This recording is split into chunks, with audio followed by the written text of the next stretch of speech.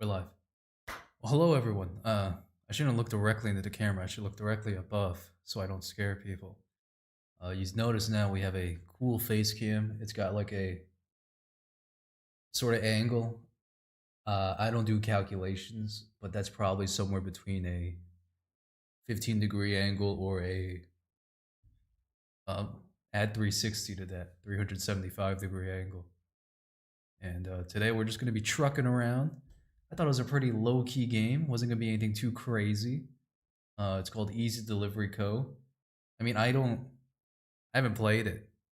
Uh, I saw you play as this little creature delivering Amazon packages, so might as well just go into it. On this, what is today of the week today? I don't keep track of the days. Is it Monday? Is it Tuesday? It's one of those. Just check to make sure this game is audible. I might be making a severe mistake. Was it -2 decibels? Bring that up to -2. It was -4, now it's -2. Ugh. We're all gonna be good. Excuse me. New mail, congrats. I love reading mail. What do we got here? Congratulations, we at EasyCo are pleased to inform you that you have been hired as a valued EasyCo delivery driver. You're now responsible for delivering important EasyCo merchandise to and from the local businesses in the insert profit sector. Please note that any reported delivery error will result in immediate termination. Have an easy day. New jobs. All EasyCo delivery drivers must select and confirm jobs using job selection software. Yeah, that's all whatever. Where's my jobs? $3.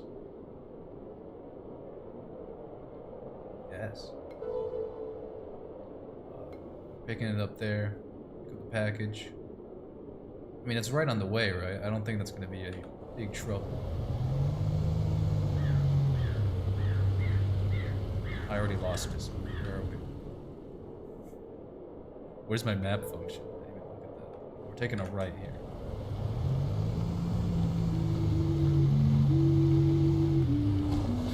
Alright. What you got for us? Greetings. I don't need to talk, they're already talking for me.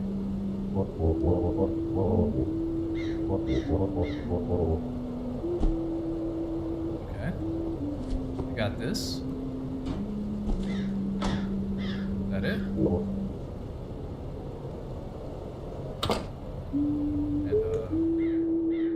where am I going? Is that literally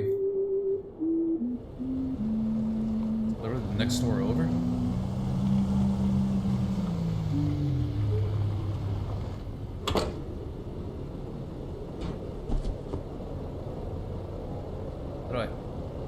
How do I'm already messing up. Oh. I did it. That was pretty easy, all things considered. Any more jobs?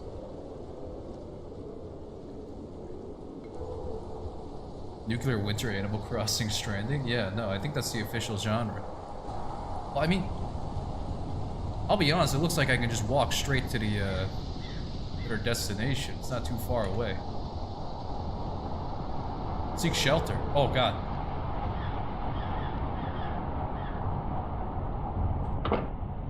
Alright, let's read, weather.txt. You may have observed the beautiful weather and landscapes of, just a friendly reminder, we encourage delivery drivers to stay in or close to their assigned vehicle. Alright. Well, I can't just deliver stuff, I will die. I understand that. Or at least by foot. True? Yeah, this place was hit by a truth nuke. I think that's exactly what happened to it.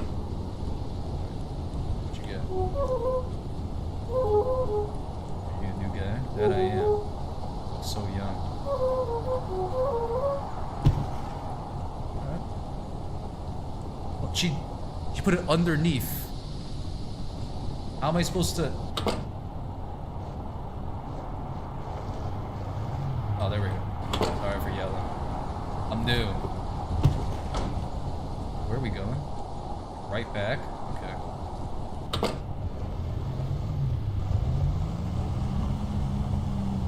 I have to say, I'm pretty chilled out right now. No pun intended. I've been meaning to play one of these delivery games for a while now, and this one popped up on the timeline, so I figured might as well. Ooh, 17 bucks. We're big boys now. What do we got?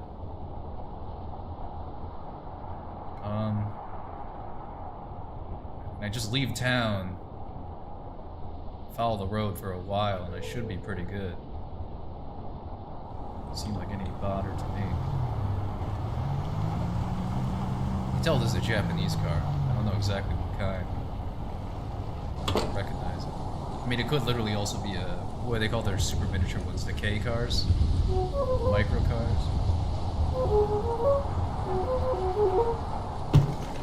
I mean, you're the one giving me work. Alright. I mean, we literally just... obstruction. We could take a shortcut.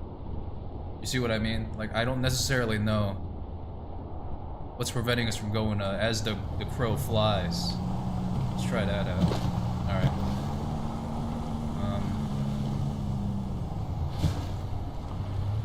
We already lost a few packages, but we should be good. Are we alright? Where are we? Well, I have to say, I would rather face the consequences of my actions than being teleported back, but sure, whatever.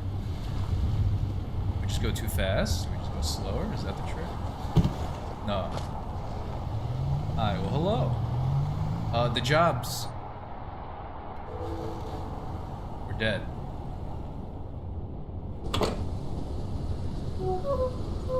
Alright, we're gonna do that the correct way. That didn't go so well.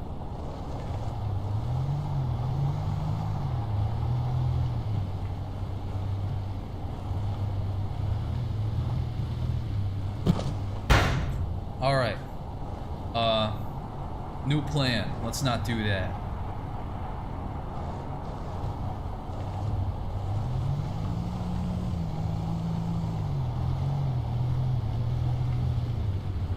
Alright, I gotta zero in on focusing now. I have to say, this kind of weather is making me very nostalgic for the old days of New England. We got a problem.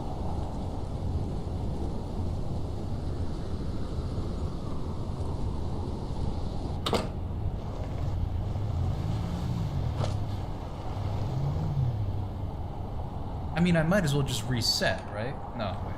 That would be unfun if I kept doing that over. Let's just figure this out.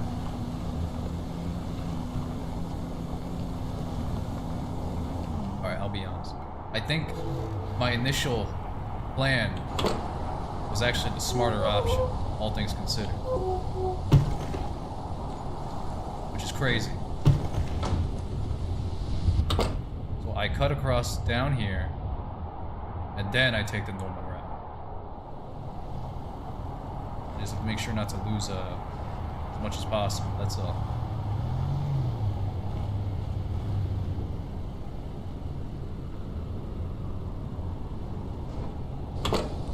How do I make sure to rearrange these things? Okay, that works. Not the best way of doing it, but it is a way.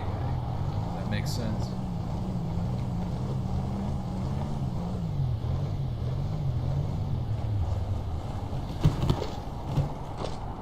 You know what? One's good. I'm pretty sure that's a success rate in quite a few countries. Whichever one we're in, probably the same idea. Wait, did we just... Oh, I went down from that road to the other road. I'm starting to see my mistake here. What's the game name? Easy Delivery Co. Alright, we're hitting a problem already, I have to say. I didn't realize I'd be so low IQ. It's a delivery driver. Perhaps it's for the best that I never was before. Okay. So when I jump down, I go from here to here. But when we go from here to here, we got problems. Is there any other route I can take? It just says obstruction. I'm not sure what I'm supposed to do there, I'll be frank.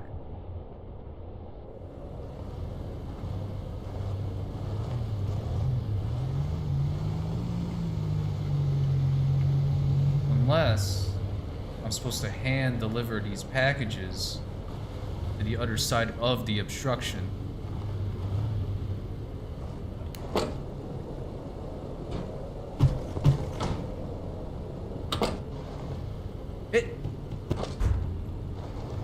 Okay. We're just gonna have to give up on the top. Let's say that. The middle one, I think we have a chance. That's not too bad.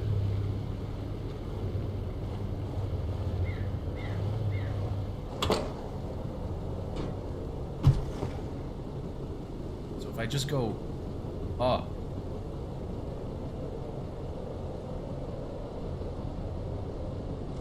I am messing something up, and I'm not sure exactly.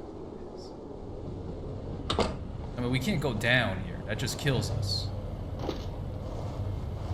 You know? Let me try. Oh, no, that's death. That was a very violent death, I might even... We have a problem. What are we supposed to do here? Are we supposed to drive back the other way? Is there a secret thing there? Alright, that's something happened there. Perfect. Is there a way to secure this any more than it's already secured? No.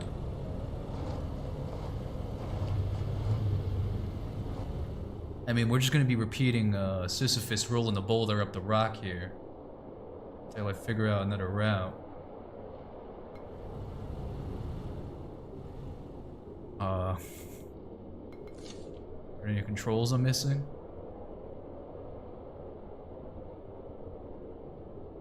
You have a radio? Oh, isn't that pleasant? Yeah. Oh, that's nice. It's actually very atmospheric. But again, I'm just repeating what I've already been doing. I'm gonna try taking the route back, see if that changes anything up. Oh, hero Toph, the famous artist from Twitter and Instagram? No, not exactly. Yes, I am. Sorry, I have no jokes planned for denying my identity. You go north and around the snow pile. Let's scout it out again. I think you got a point. You got something going on there. At least, definitely more than me.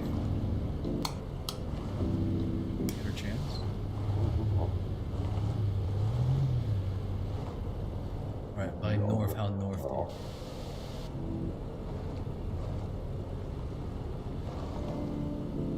I'm not seeing anything. Oh, you mean north on the way back that I was already... Yeah, no. Let's do that. I think there's something there. We got 2 radio stations. It's alright. Oh, we already lost signal too. Fantastic.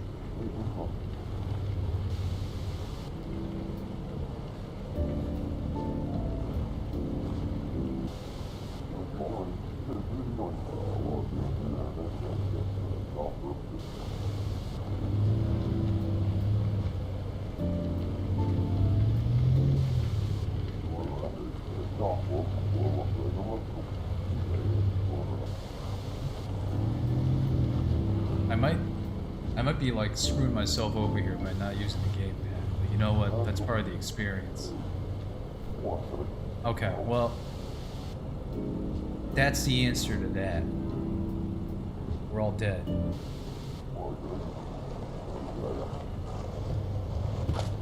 Alright, fair enough. We're gonna reset that job again.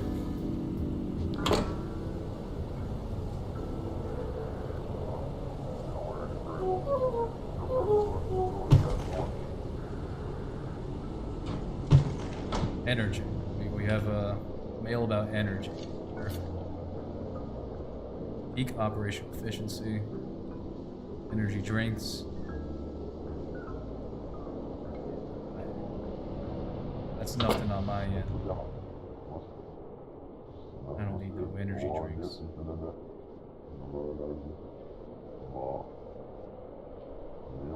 I'm gonna be frank, I don't see any solution at this point other than ramming it. Which is definitely not the ideal situation, but you know what? We don't live in an ideal world. Not this one.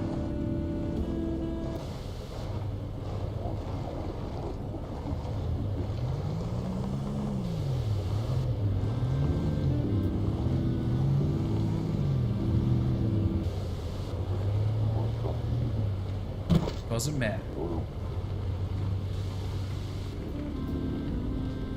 Especially because if we can't figure out how to get around this thing, they might as well all be destroyed in terms of the actual the difference of result it would make to the client at the end of the day.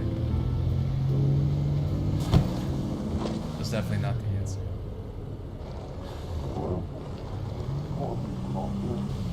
What if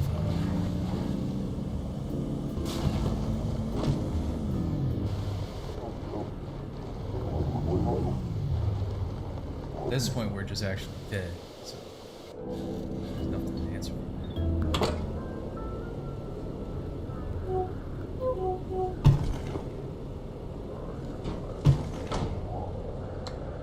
Oh!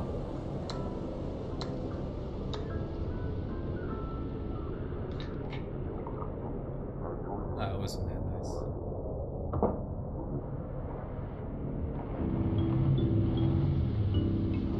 I mean, I hope I'm not... The answer to this is either that I'm very stupid, which is possible, or I've been soft-locked. And I'm gonna go on a limb here and say it's probably my fault.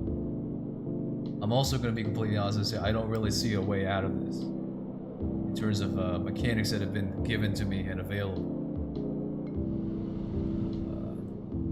What am I missing?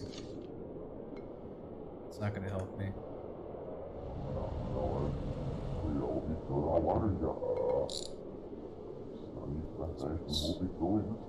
It's not gonna do anything.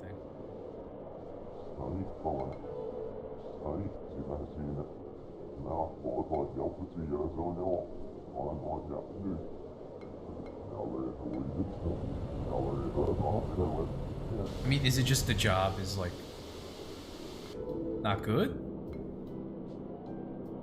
No, these all still screw me over. I'm gonna be completely honest, I'm kind of stuck. Is there a way to clear that obstruction?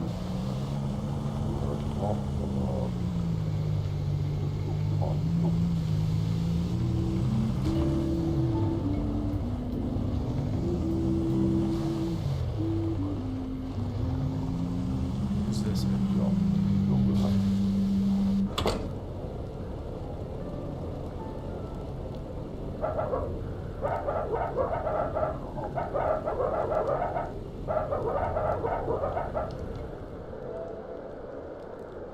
Yeah, I mean, that makes sense.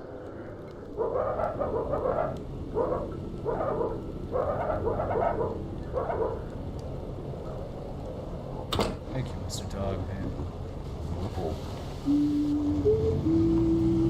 Again, I'm just gonna be in the same kind of situation as long as that's there. What am I supposed to do about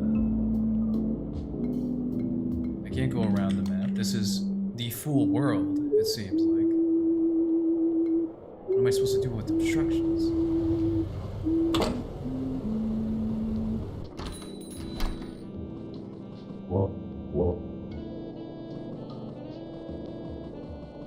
Ah. Well, now I see.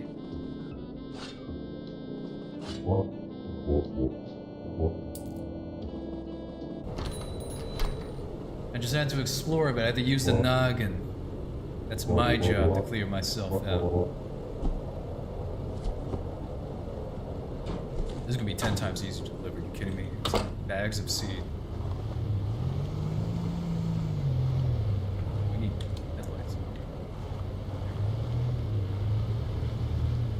That's marginal.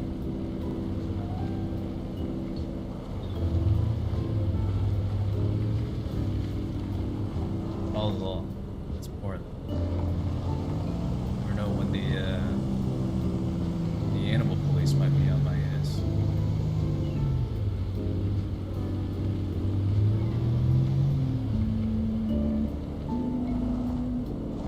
Is this person always here? Ah, thank you. Yeah, I figured it out.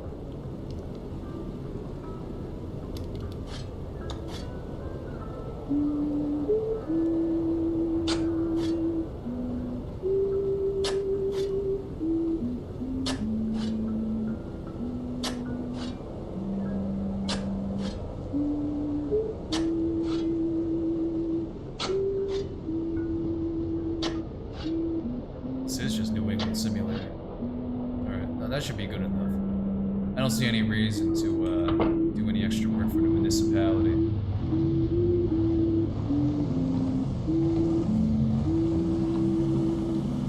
Well, there we go. We finally have progressed. Now it's just, you know, a little loop-de-loop. No concerns here. Wasn't that nice? Oh, we gotta take it slow. Let's not be too excited. Or throttle?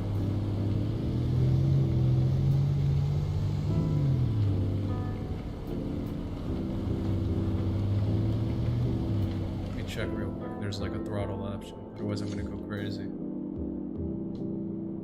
Alright, I'll go crazy. That's fine.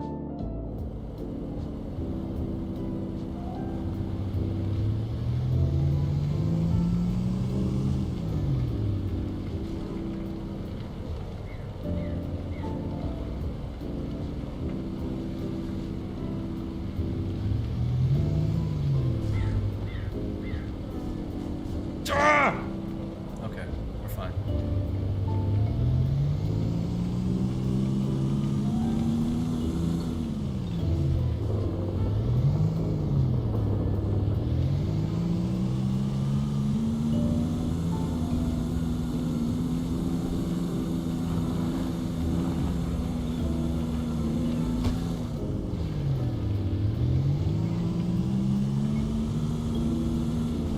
Hard right. Oh. A little too good at drifting there. Excuse me. This reminds me of the one time I did eat shit driving around the corner into a snowbank. I was fished out by some very kind locals.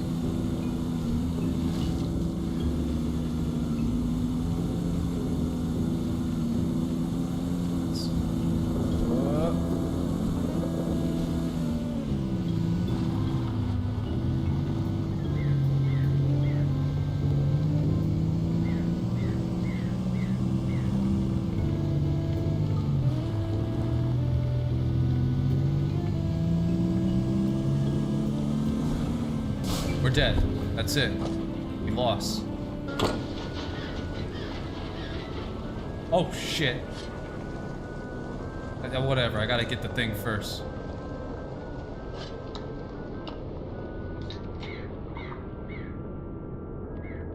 We might actually be dead. We'll see how long this lasts.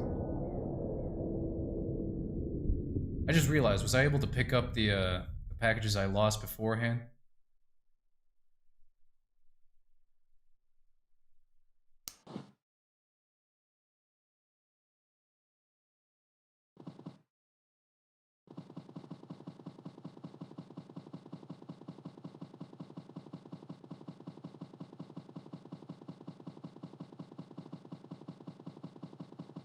Is this what hell looks like?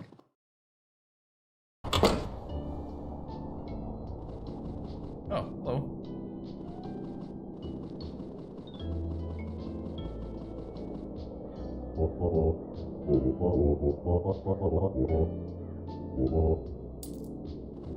What did I just pay for?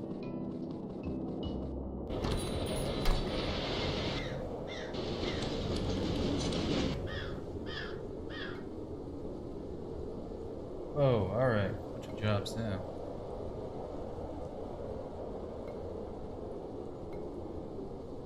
There we go. That looks like something we can do, I'm gonna be completely honest.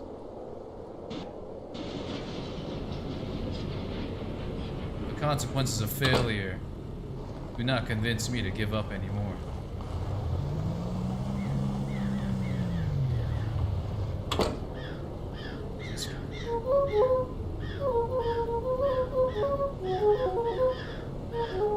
Thank you. These pizzas are definitely not going to be arriving at their destination safely, I'll tell you that right now. Alright, I mean, we just turn around. We got this. Oh, oh, oh, okay.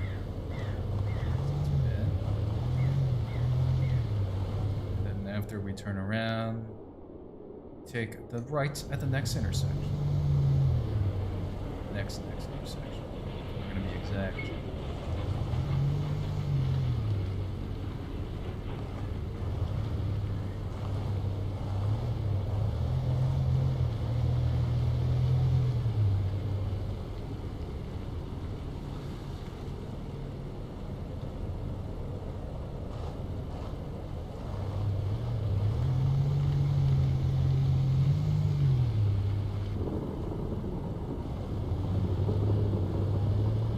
If I can actually pick up stuff that falls out of my truck, that makes this game a little more easier to handle, I assume, in the first place.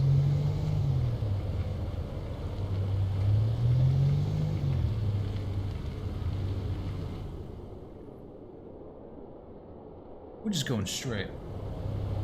No ifs, ands, or buts. No turns.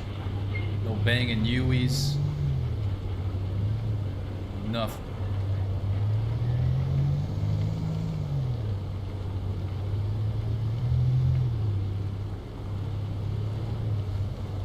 People who order this much pizza on corporate meetings. It means we have a chance to hear some insider info when it comes to stocks. Not that I would know anything about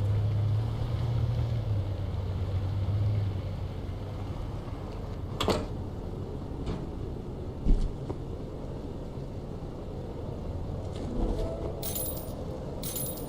There we go. Good job, well done. What else do we got?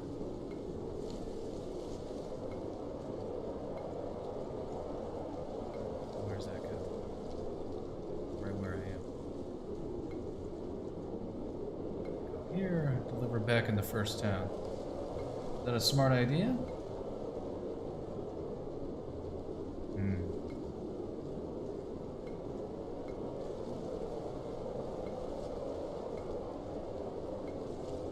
Let's go for it. I'm feeling smart.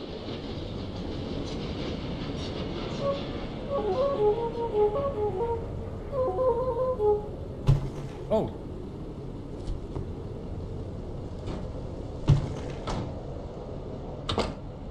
I wish I could see beforehand what kind of packages I'm getting, because this one is definitely not getting that safe. Not only is it a long delivery, it's not the fun kind. Get out of here. Just going completely straight.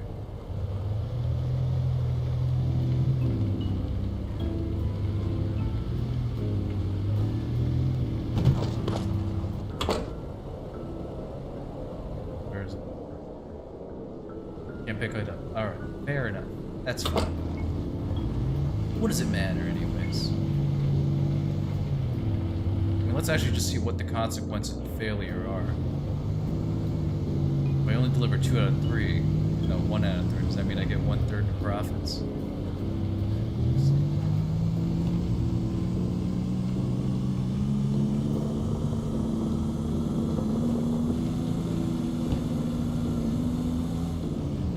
I swear to you, I am tapping the left and the right key very easily, very softly, and it's still making me jitter around like popcorn in a popcorn machine.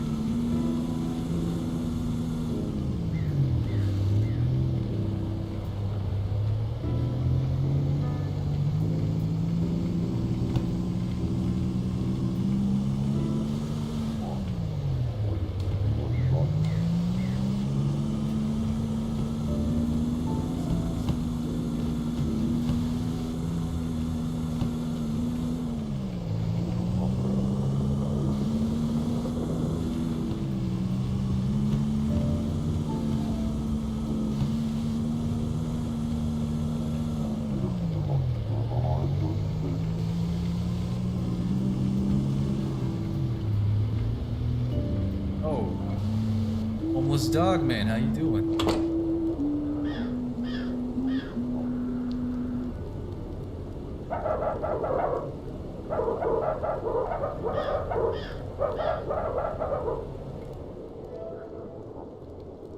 I didn't activate every radio today. Okay. Oh, I can turn in my quest things. I do that. What did that do? Is that just for me to keep track of things? Okay, fair enough. What else am I doing? I'm going crazy. I mean, yeah, let's figure out how to turn on this radio too.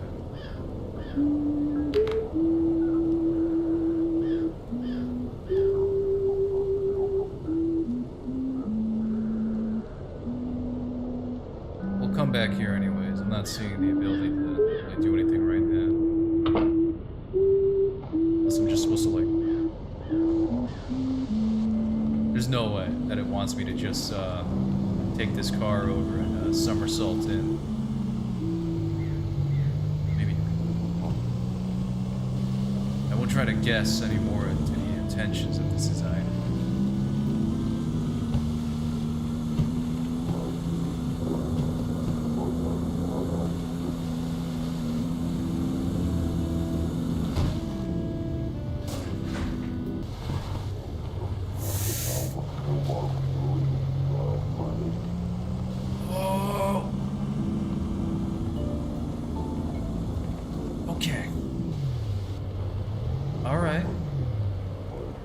Still alive.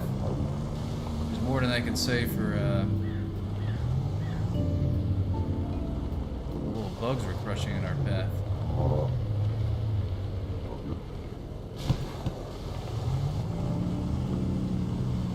That was a bit of a hit, but that's alright. Worst things could have happened.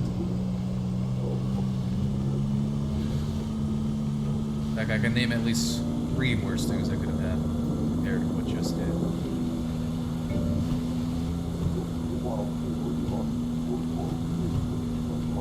I have to say, it is really going to make that dog's day, seeing us coming around again.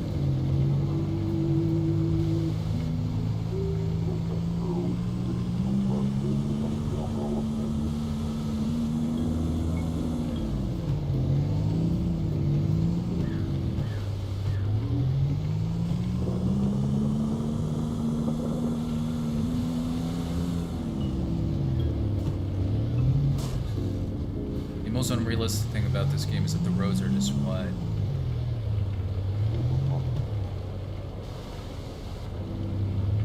Snowy country like this, I've always had a terrible experience. Or snowy regions, I should say. Roads actually being cleared this wide.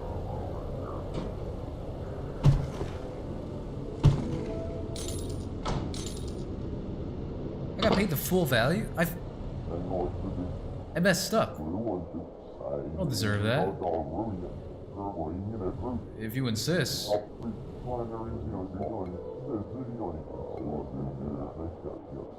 Sure. Why not? Not enough energy.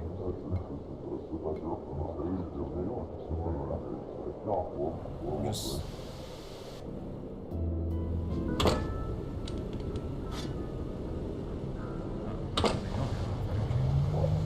Just grab something from a vending machine.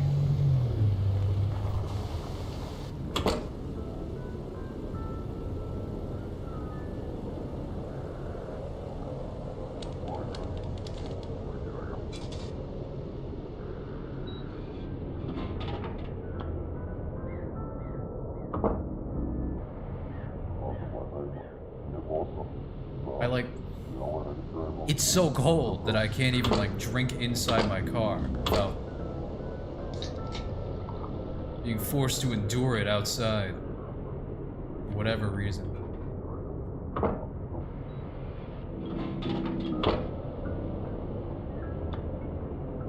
Alright, now we can see some actual jobs. Like that. That's perfect. That's what I'm used to.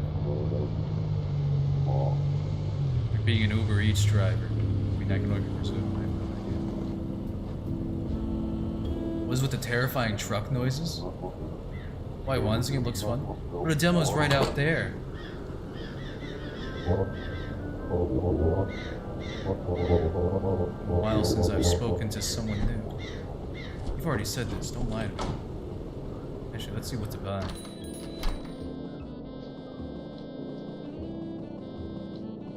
Is there any point to buying birdseed?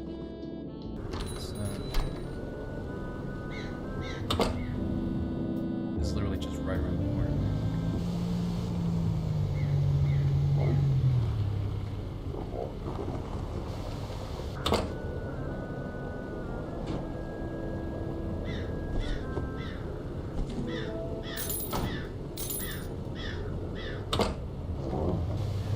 Well, Mitch, if you want to call in on this little radio show, please feel free.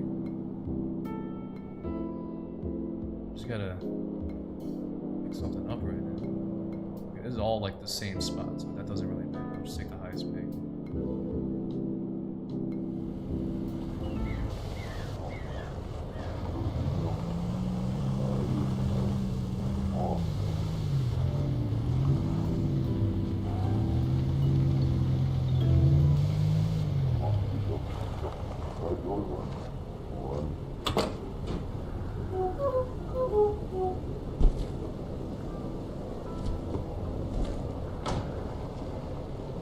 I can just move my car? How did that happen? Can't do it intentionally. Let's see that.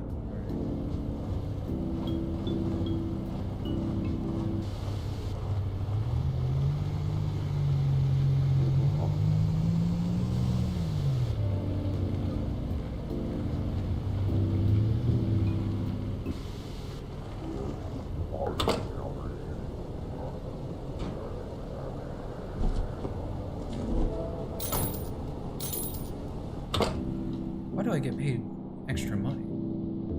What's that?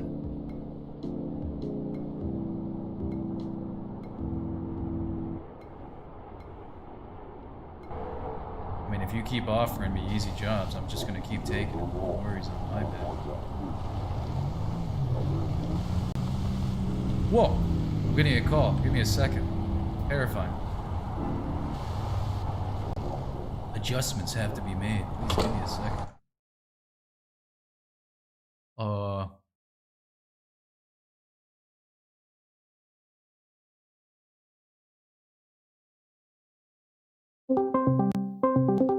Hello, Mitch. Hello. They can all hear you. You're live right now. Oh yeah. Well, I wanted to play this game for a while. It looks very cool. No, please count yourself in. I'm just gonna activate the codec then for the both of us. Oh no. Hello everyone. Yeah, this game just looks really nice, like kind of cozy. I used to have a similar job, and it was in like Buffalo, and I.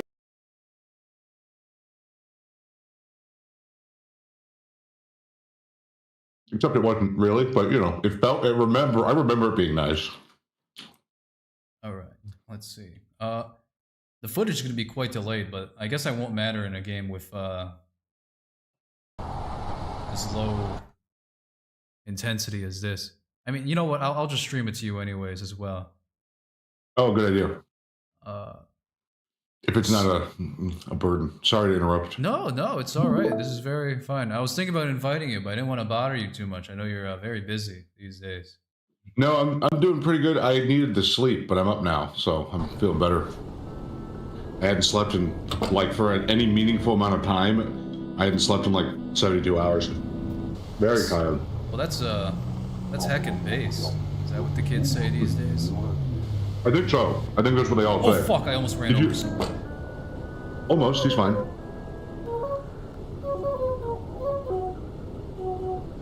You almost ran over like your biggest fan. Who's my biggest fan? The old guy? Really? I don't know. He was very nice. The whippersnapper fella? Well, I'm the whippersnapper actually. He's the. He said you're improving every day. It's pretty positive. It is very positive. Did you see that? Like, Jack is like handsome now. Everyone's fucked. We're all fucked. What are you talking about? You haven't seen this? Hang on, I'll find the image. Yeah, no, I need to see handsome Chudjak. I had no idea that this was the. It's so funny that it's just like his hair basically, but yeah. I mean, he still looks like a psychopathic murderer, but Yeah. There's an indie game I'm keeping my eye on called Deep Snow Delivery. GLT inspired. Yeah, Deep Snow Delivery looks dope. Well, I'll try that one out next. If this trucking game stream meta is really the future route for me to take. Yeah.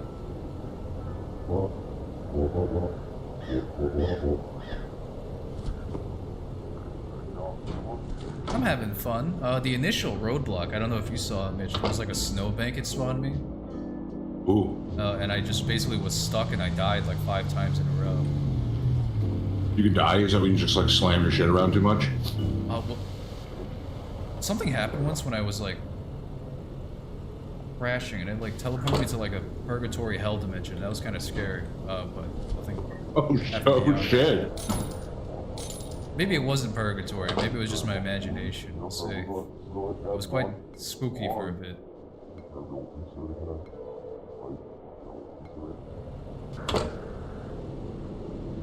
Here's the pick. So, what was the old job you used to do in this frame of mind? I did Uber for a bit while I was trying to make money while I was working on my first YouTube channel. And it was in Buffalo, New York. So, again, I wasn't delivering packages, but people. And it was actually pretty pleasant overall. It was just, it would be a lot of like, the best time for me, because I didn't want to compete and like do a shitload of grinding. And I had a no schedule, so it didn't matter. So I would be up at like 1 a.m. to like 5 a.m. because I wouldn't get a ton of gigs, but someone needs to go to the airport at that time. I'm making like $100 and it takes like 35 minutes, That makes sense. So the airport gigs especially.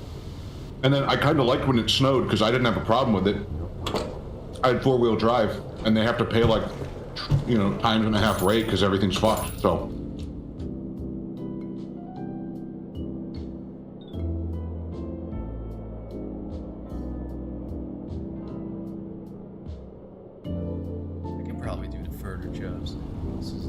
I like the way they named the towns. Wait, where's the town names? I didn't even see them. Up Easton. Oh yeah. Southweston. Yeah. Yeah.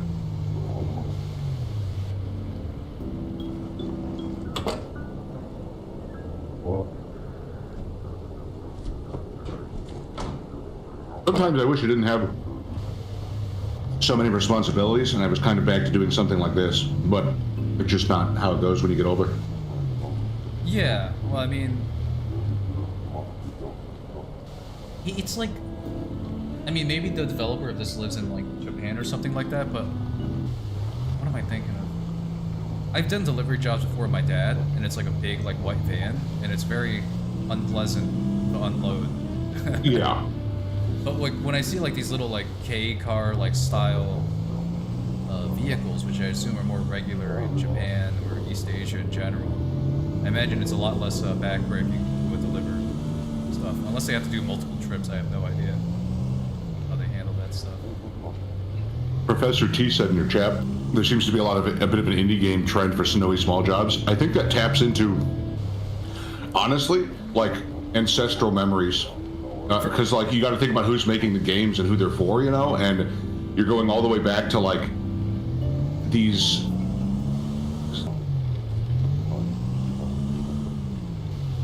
For me, it's very nostalgic. Because I used to drive around like this in wintertime in Connecticut all the time for various reasons or another.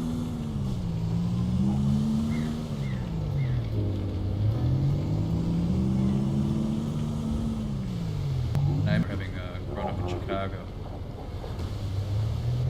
Got that same snowy climate. Yeah.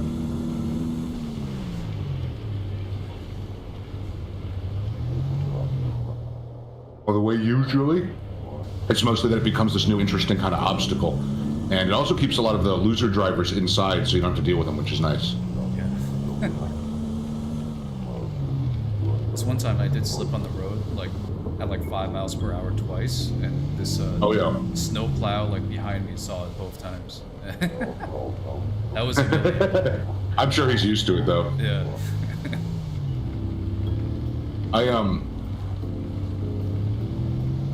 I really like the idea. There's been this trend on Twitter the last couple of days. There's a truck company that came out of nowhere called Slate, which is definitely just Tesla with the letters rearranged, and they want to make like these like K cars, truck K trucks and stuff. Yeah, but I don't want to be this guy who ruins everything, but I don't believe it. Because if you look closely, all of them are just 3D models. I'm not sure there are any real trucks. All the marketing is 3D models. They're just designed to look real. It's a test. Consider it a Kickstarter. If it is Tesla, he's probably market testing to see if it's a viable option. I do think people are lying, though, when they say that it's not possible to get a small truck in America, because I still see them on the road. I still see, like, smaller Dodge Rams, the old school F-Ford 150s. I guess the new ones aren't made that way, which is understandable, but if you go to a used car lot around me, you'll find smaller trucks. People still really want to eat them up, so yeah. I think it might be a demand issue, not or a supply issue, not necessarily a actual regulate. My buddy I do think, though, that we'll never get the... I think it must have been like an 02, 04 model. I really wanted that fucking thing. I told him if he was gonna sell it, like, approach me first, but by this point I've already moved. But that thing has been serving him since he was like, since we were in high school. So, God, he's still driving that thing. It's like 10 years on. It's like, it's so good. Fuck, man. Toyota Tacomas. Or Taco, as he called it. Yeah, the Slate trucks, I didn't like the idea of them either, too. Someone in Professor T in the chat, because I kind of knew they would never exist, because they're like, you can customize the grill with all these fun accessories, and I'm like, that's just kind of this weird mark that if it ever does exist, that will never happen, and it's not real. I don't know how to describe it, but like being able to customize and design your own grill, it's just not something that won't exist on a car. Cars don't have fun features like that. Not because people don't want them necessarily, but because the cost to develop them is in the tens of millions of dollars. And if Slate ever does exist, they will be very different than what they're. I have Yeah, I haven't seen them yet. I have no idea how like nice they look or not nice they look. I like the idea. Interesting. They kind of look like baby toys. Car people seem to like them. I don't like them as much. I think car people are being. Because if I what it actually look like these weird baby toys. I sent you an image, but you can see that they're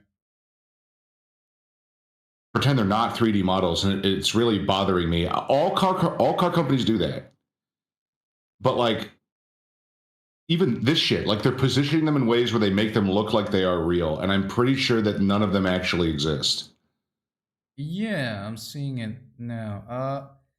Yeah, I like the idea of it. It's not very good looking. Let's put it that way. Maybe, I mean, it might be helped by a bit of color.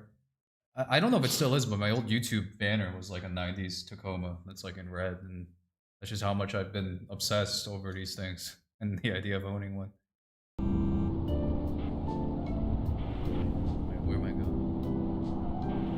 Yeah, they won't fly in the U.S. also because they can't. I don't think they can keep up on our highways. That's the big issue. That would probably be the issue. I was gonna think too. You're gonna have trouble fitting it as like a 6 foot tall, right? 8 feet 8 inches, but whatever. I'm not worried about that. I already have that. Yeah, 65 feet tall, but like Paul Bunyan. But I think the bigger issue is that our highways. I'm sure. Like, these cars can go on Japanese highways, but American ones are unbelievably terrifyingly congested and dangerous by comparison to even, like, European ones. I mean, I don't know about now, but normally. And so, well, I'm not saying the car is necessarily unsafe. In a cabin that small with no baseline features, if you're going 85 miles an hour down, Illinois I-95, you are so dead if something goes wrong. It's like, you might as well be on a motorcycle, you know what I mean? And I also, frankly... Just like I don't think an average person should ever ride a motorcycle, I don't think an average person should ever drive a truck, whether it be big or small, anything with like actual horsepower, because they're just like a liability. But I bet there are some legitimate safety regulations for why you can't drive a small truck. It would be my guess. Probably because the crumple zone or something would just make your head explode instantaneously. Like there isn't one. Make your head explode. Yeah, I also just think that it's very hard when most cars are like 3 times the size. Right, that's what I mean. Like, if you got into an accident, you would just instantly lose and die. I don't even understand how they allowed Cybertrucks to be made of actual steel on the outside. That doesn't seem like a positive. They're like, oh, you can defend yourself against projectiles. And it's like, okay, yeah, whatever, fine, okay. But like the weight of the car, wouldn't that thing get like significantly farther electrical engine mileage if it didn't weigh 500,000 pounds? It does seem to like fly in the face of what I assumed were regulations that were keeping back car aesthetics. I'll be honest, not that the Cybertruck looks this really my taste, let's put it that way. But even then, like, there was this assumption that everything was making the teardrop shape because of regulations. Then this car comes out and it doesn't really follow any of those, and it's like, okay, so that was just an excuse, frankly, that a lot of car companies were using to make their cars all look exactly the same. Yeah, because design is where they spend all their money. Like, cars are expensive to manufacture, obviously, but there's a sale involved in that. There's no sale involved in design, so they use it as an excuse to like drive costs down and become samey. I appreciate to an extent what Elon Musk is doing is with standing out with the Cybertruck and everything. I think they're kind of ugly, but you know, it is what it is. I just the idea too of the entire car being electronic, and not the engine, but the fact that the steering wheel is like fake, right? Mm-hmm. I don't care. People say cops can cut your car off and stop you, and that's probably true. Whatever, they'll just ram into you if you you can't outrun them. Probably you'll just ram into you more likely. I'm not saying you can't always, but you know what I mean. Most people don't get away, so that's one thing. It's more so that like I do have a friend who got a Tesla. He had a couple because he has a wind and solar farm. So he's like, I drive for free now. So that's a good idea for him.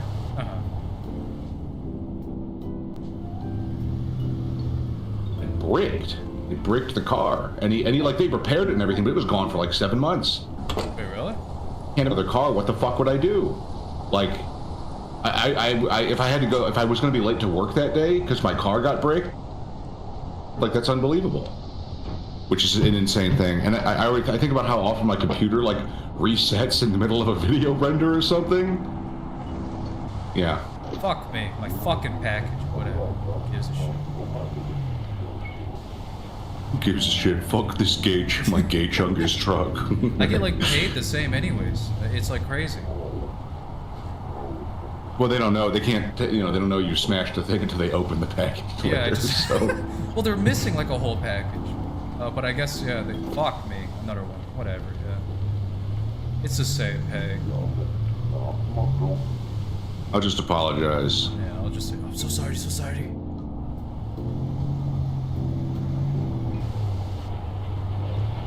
I do like my big truck. I failed job. Kim Jong-un, deport me. Kill me. Kill me. Please don't report. I do like my giant truck. I've got like a long bed and a crew cab, which is very nice for specifically moving furniture, which I've done a lot in the last couple of years. I am a pavement princess or whatever it's called. I don't use my truck for anything important. I just move furniture sometimes. But that being said, I have been able to move a whole like 81-inch, like giant wooden solid Pennsylvania house chifforobe. So is that what a pavement princess is? A pavement princess is someone who doesn't really use their truck for truck stuff, from what I understand. I could be wrong, but I think that's what Ted said, and I don't know. He likes to look up slurs, so it makes sense. It's kind of a hobby of his. That's how Ted is so knowledgeable. Yeah. Not a dig. It's just funny. He's got a truck too that he doesn't use for work, so it also applies to him.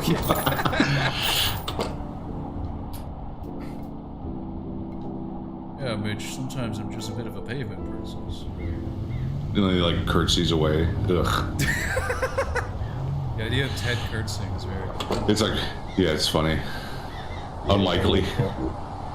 Oh, the package is rematerialized. Yeah, it's bizarre. I guess I'll and just you didn't get paid. Until I get You got paid. You only got paid for 2 though. Oh really? Yeah, it only had 2 blips of cash. There was 7 and then 3. I see. And I'm going crazy. So yeah, the game is gaslighting you, which is supposed to be my job. Oh, cool. Fucking. How am I supposed to do this? Am I supposed to use a controller? Am I just messed up if I don't have one? Is that the meta? Maybe you like, can you put one of the boxes in the passenger seat? That'd be nice. I wish I could do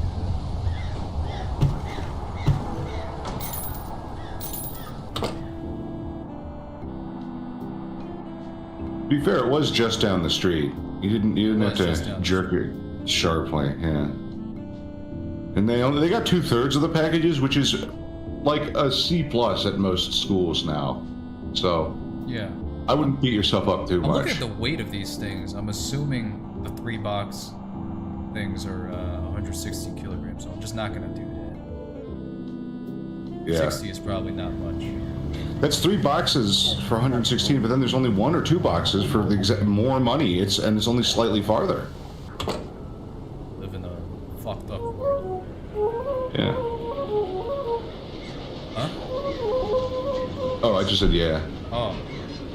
I was suffering in silence. No, the cat's like trying to fuck my delivery driver. Oh, cool. Secret bad ending. Because you're in Alaska, so he's a serial killer.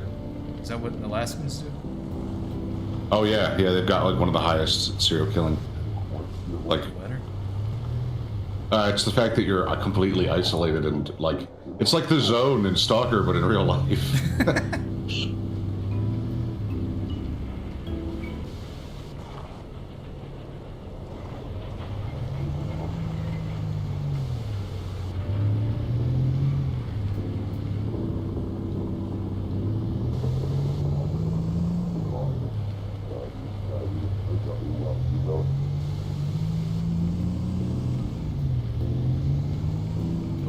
People societies be this pleasant? B-Stars has led me to believe it would not be. Is that the? I've never seen B-Stars. Okay, then. Zootopia led me to believe it would be. So I don't know. Does Zootopia have like a race war or something? It's implied.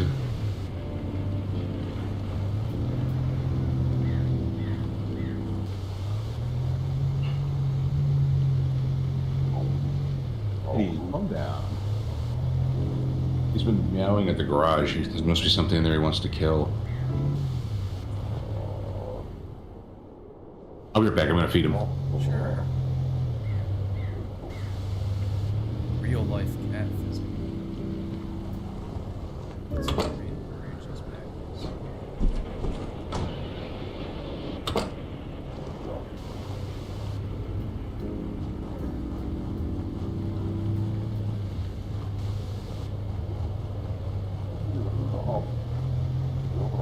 If I just tap W, I can kind of like cruise control my attention. That's nice.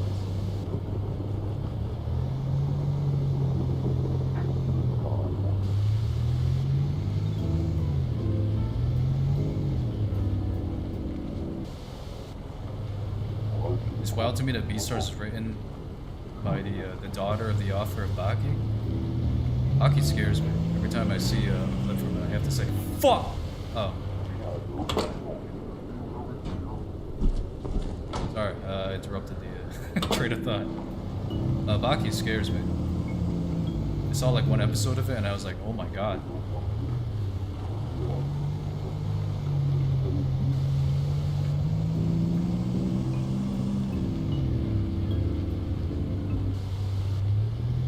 I guess there is no penny for stuff. I have to like look again next time it's always the 3-box like deliveries. So just pay attention next time to what I'm supposed to get and what I do get. Sometimes I get like a plus bonus, right? Which I'm like, is that the how do I say? Is that just the bonus for delivering everything like together? I have no idea sometimes.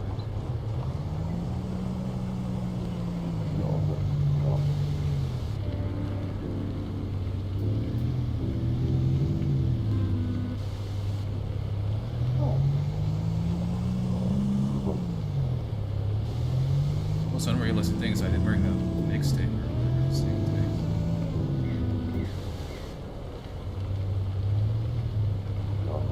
Let's see, what year do we think this is? 1990. Wow, Maybe it's far early back. 2000s, just because I have like a digital Wi-Fi connection anywhere I go to pick up more jobs. But it's like a simplistic phone. Oh, hold on, let me show you the interface. Okay. Looks like this. Gonna be a lot of Red Hot Chili Peppers in that mixtape. Oh yeah, they made that song, Californification. Yeah. California, Uber Al. Wait, no, that's California Uber Alice. Yeah, no, that's the one we can't By do that the in Dead stream. Kennedys. Yeah. What happened to those guys? Oh, they died. Oh really? What happened? I didn't know this. I just said that. I don't know at all. I just think it's the name of the Dead Kennedys. Yeah, I was talking about the band. Yeah, let me see. Man, how am I supposed to get at this one? They still perform, but they look like shit. I mean, they're That's like, really, yeah, 50 right. years old or something. Their newest song is. Never mind, that's not them. Thank God. I was like, wow. Oh no, yeah, their newest song is Nazi Punks Fuck Off. Wow. Wow. But they made the song California Uber Alice. I think it's ironic. Fuck me! Whatever. Shit! Alright. They're only getting half their pizzas. That's all they needed, really. They gotta watch their weight, frankly. Yeah.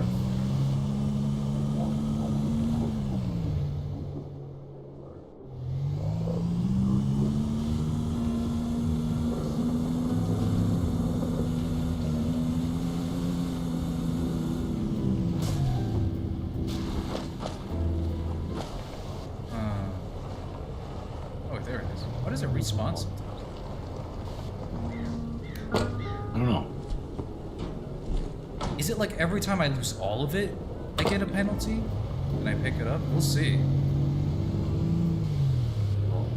That's the only thing that makes sense in terms of like punish me for something if I lose everything that lets me pick it up just again. You unlocked another radio station? Yeah, no, it was awesome. I just watched this game by Alpha Beta Gamer, they don't give a fuck and everything was okay.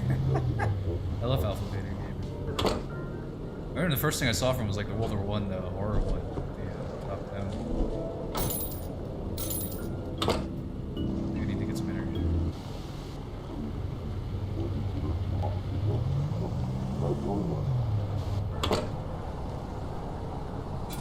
How are you feeling? Oh, energy drinks? These days? Energy drinks? Pretty good. Energy drinks and not coffee, this has to be the 2000s. Like, probably later than early 2000s, too. Maybe you're Canadian and that's why your phone sucks? This is Canadian in the modern day. Yeah. This is Canada 35 years in the future. In the best case scenario. Yeah.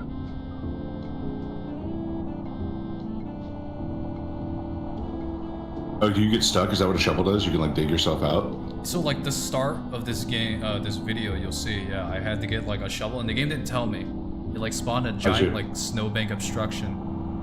And it hasn't spawned one since, so I'm starting to like think I was just extremely unlucky and that wasn't supposed to happen on my like third delivery.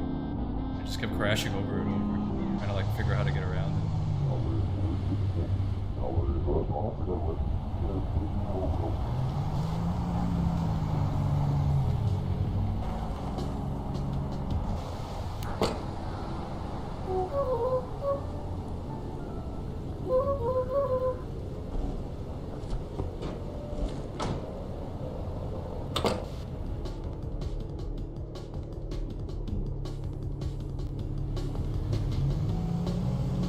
Oh, I didn't even pay attention to how much money I made or anything. Fuck me.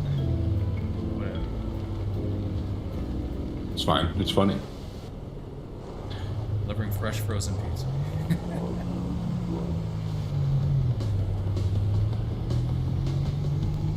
What, they added those rest stop cappuccino machines? I think coffee would make sense to add to this game. I'm just trying to figure out like what really to add to this game, or I guess what I'm expecting them to add in the full game. I would say what you want is more, instead of a fixed map, you would want something that proceeds forward that is, interesting and new for the most part. And I don't mean that as to be insulting. No, yeah. There was a snowbank. I fished that one out. But like, as an idea there, because this is basically a faster paced version of, and cozier, frankly, version of Death Stranding. So. Oh yeah, so gotta play Death Stranding. You're already playing it. You're basically playing it right now. What about the cool story? Nah, that doesn't happen. There's really no actual story. There are 2 cutscenes essentially. It got the Metal Gear Solid 5 treatment. I like Death Stranding, by the way. I'm not saying it's bad, but the story in it is basically actually like 3 events, and the entire story takes place before the game had already happened and or after it happens. There's nothing really inside the game that changes because you're playing it. And not that like, Mass Effect style, your changes are supposed to affect the outcome, but like quite literally all you're doing is killing time, which is unfortunate. But you can tell they like ran out of money, they had to release it, and then, try again with 2. 2 looks like a lot more is going on. Really? Cool. Yeah. I'm not sure exactly why he put Gene Simmons Samus in the game, but it looks cool. I'm excited for it. I miss Mads Mikkelsen. Yeah. Well, he's not... He's alive, right? Well, yeah, I just mean he was in 1. I was like really scared for a second that I missed. One of the first movies I saw from Mads Mikkelsen was The Hunt. That one's fucked up. You ever seen that one? Yes. Yeah. It's so good, but it's so fucked up, yeah. Yeah, it's fucked up. I like the meme of him dancing drunkenly. I never I don't saw think that. that's... It's not from The Hunt. I'll find the meme.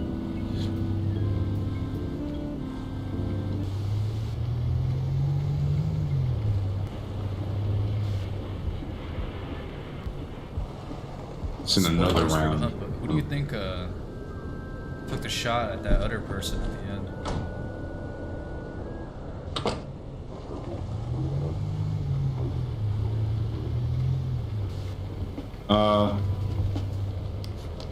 When he like it's just, correctly, it's just a silhouette, right? Yeah. It's supposed to be like a stand-in for like obviously the crowd and Paraguay in general.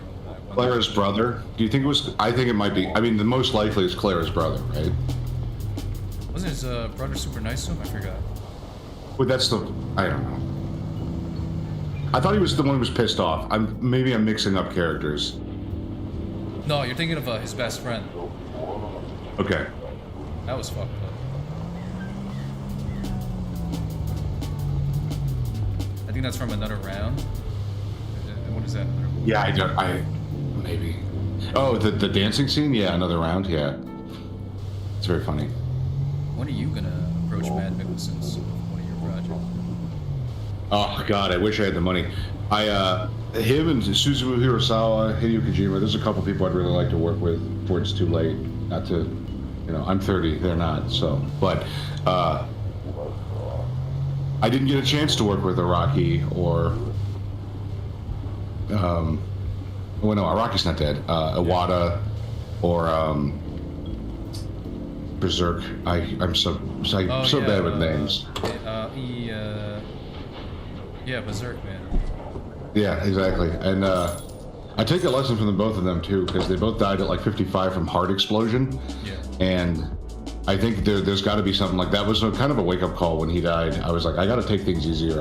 I am going to die. Because even bitter bastards like Miyazaki live really long because they're clinging to something else. I don't want to be that miserable, but like, I don't want to be like, mostly done with Star Spanner and it's doing well and everyone loves it, and then I just drop dead because I've been working. It's 20 hours a day for 25 years. Yeah. It's just over. That's what happened to my grandfather's father. He just like He like built their house and then he built other people's houses and he just kept going. And then when he was like 42, he just died. Yeah. Kentaro Miura. Yeah. Thank you. Oh, and then, you know, fucking like Norm Macdonald's gone and Gilbert Gottfried is gone. That sucks so bad, dude. Yeah, I'm glad for Godfrey's last role being on Smiling Faces. That's odd, but it's funny, yeah. People like cried when Michael Jackson died and I didn't give a shit. Not even saying he's not talented or whatever, it's just I don't care. He does not. Yeah. That's what he says. I think it's like that, yeah. Alright, I'm taking the heaviest deliveries possible from now on. This is easy as fuck delivering this many beer bottles. Are you kidding me? Actually, the lighter the package is, I'm starting to realize probably the worse off it is. What if they all get smashed, like hilariously though? Oh, then I just die. Yeah.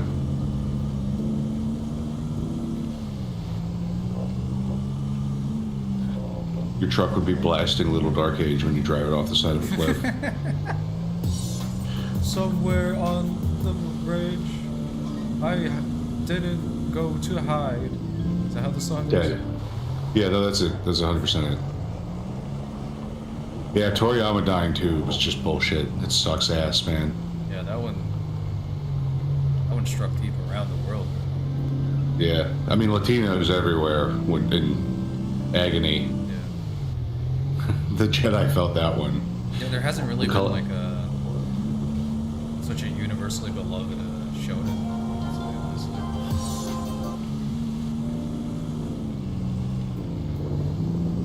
Yeah, it's not even, you know, it's funny because like Naruto's not bad or whatever, but if you say you like Naruto, people are gonna like rightfully kind of dunk on you a bit. One Piece is the same thing. Yeah. But nobody dunks on you for liking Dragon Ball Z, and if they try, you like literally get to like punch them in the face because they're like gay and not you. Just something. You know what I mean? It's just so basic that everyone just assumes you like. Yeah. So basically accepted. That's what I meant to say. Yeah. And like if someone said like I don't like Lawrence of Arabia, it's too slow. Everyone just goes like, "Are you a fucking moron?" Like, shut up. Get to talk. I mean, yeah, I get it, but it's like then don't watch it, man. Like you knew it was gonna. It's not like it's a. Like I could see, someone being like Blade Runner 2049 is too slow, and they didn't expect it. And it's like, yeah, fair enough. It is different. 2049 definitely drags in certain parts, whereas the original doesn't. But Lawrence of Arabia is like what 70 years old. Like you didn't know what you're getting into. Yeah, I will say it's a bit slow in the first third, but after that it quickly picks up with the amount of plot threads at play. Yeah, of course, but it's it's just an older movie. Of course, it's going to be slower. Do you forget like they used to film in movies a guy getting into his car, driving to the location, getting out of the car, and going inside. They would never do that now. There's no point. You just are at the new spot. There's no point in filming. The problem that. is some people still do that as like a. I don't feel like smart. The neo-realism movement. I don't know what else to call it. Yeah. I mean, what's the $3 for? It was like a thing that like. I don't know. See, that's confusing as well. Could it be a time thing, maybe? Maybe. But yeah, and like, there was a bit of that in the early days of cinema, and then they kind of like clamped down on that, and then you had the fucking new wave come back, right? And they're like, Goddard just says like, I'm gonna have this Frenchman smoking cigarettes and driving for 20 minutes straight, and nothing happens, because that's realistic. And it's like, fuck you, man. Like, we figured this out already, and then we stopped doing it, and then it just seems to come back every 30 years or something as a cycle, where like everyone feels so clever when they reintroduce it. Yeah. Bizarre. Bazinga. Bazinga.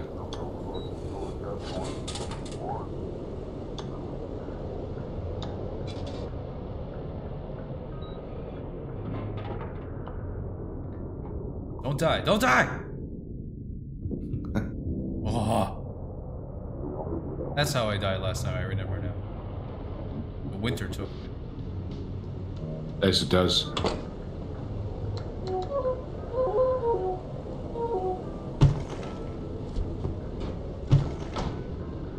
Something trash.